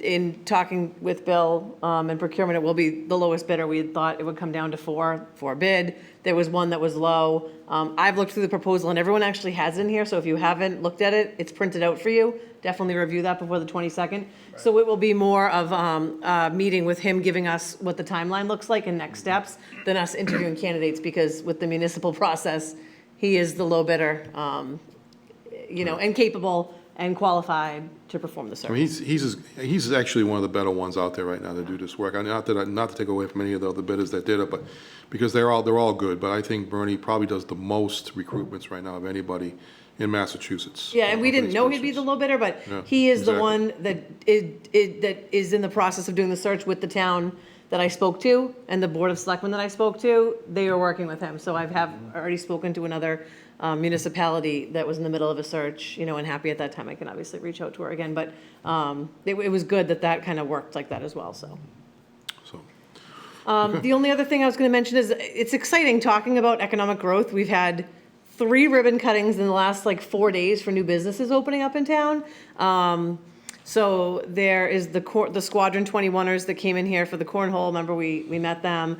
And then next to that, there's actually a beautiful yoga studio, Virtual Vibes Yoga, especially for anyone who's been in town for a long time or grew up in town. The Bleachery Building in the Old World's Gym, it's gorgeous. Like, it was really interesting to go in there and see it because it's gorgeous. So it's really impressive what that building owner has done and the plans they have and what they're putting in place there. So if anyone hasn't got over there, you know, I recommend you checking it out if you've been here for a while and remember World's Gym, you'd be impressed.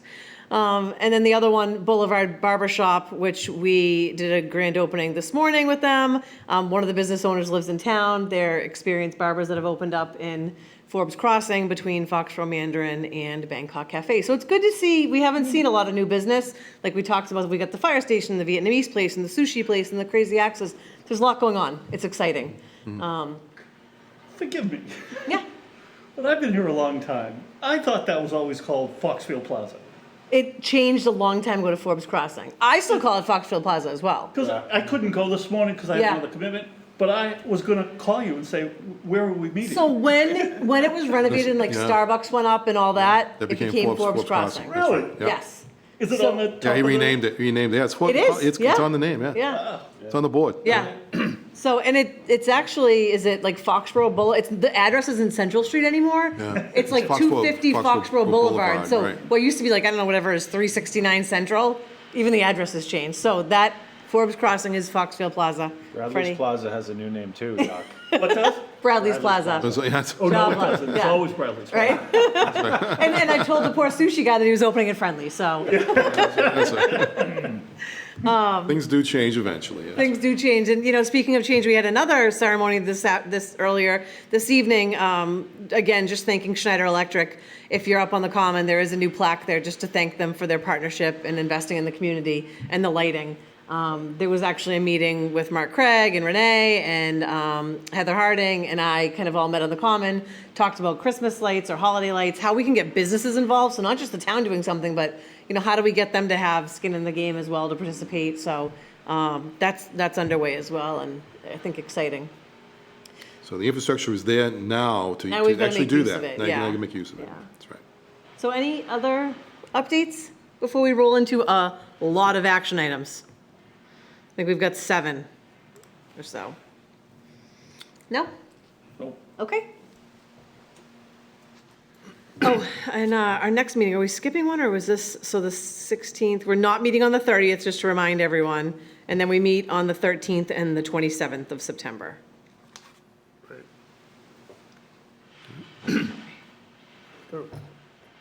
We're good. We're good to go right through them. Motion to approve the extended hours request to serve alcohol at 10 a.m. on Sundays from 9/25/22 through 1/1/23 for Davio's, Skipjack's, and Six String Grill and Stage.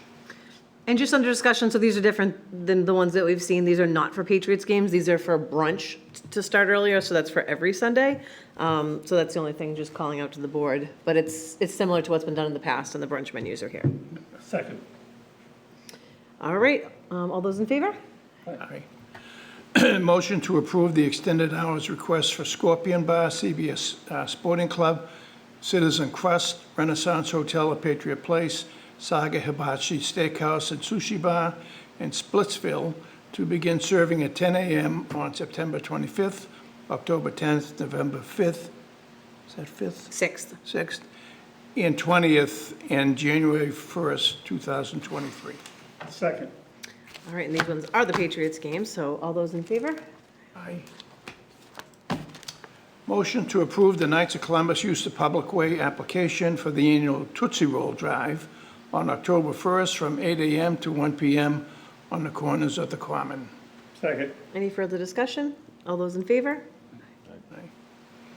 Motion to approve Tiffany Elliott, Ted A. Jarrett, Catherine Connor Moen, Richard Benoit, Lee Chan, Neetu Kumari as new members of the Foxborough Cultural Council for a term to end May 31st, 2025, and for all previously appointed members to term dates to be June 1st to May 31st.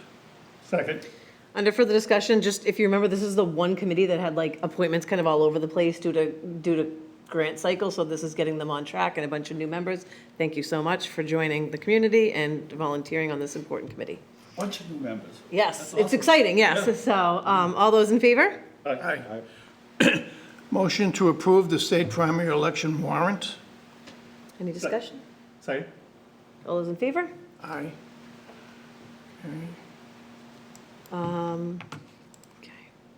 Motion to accept a $1,067.14 donation for the Council on Aging to use for transportation by Fish of Foxborough.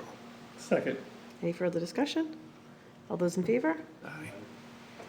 And finally, motion to approve the June 7th, 2022 Board of Selectmen meeting minutes.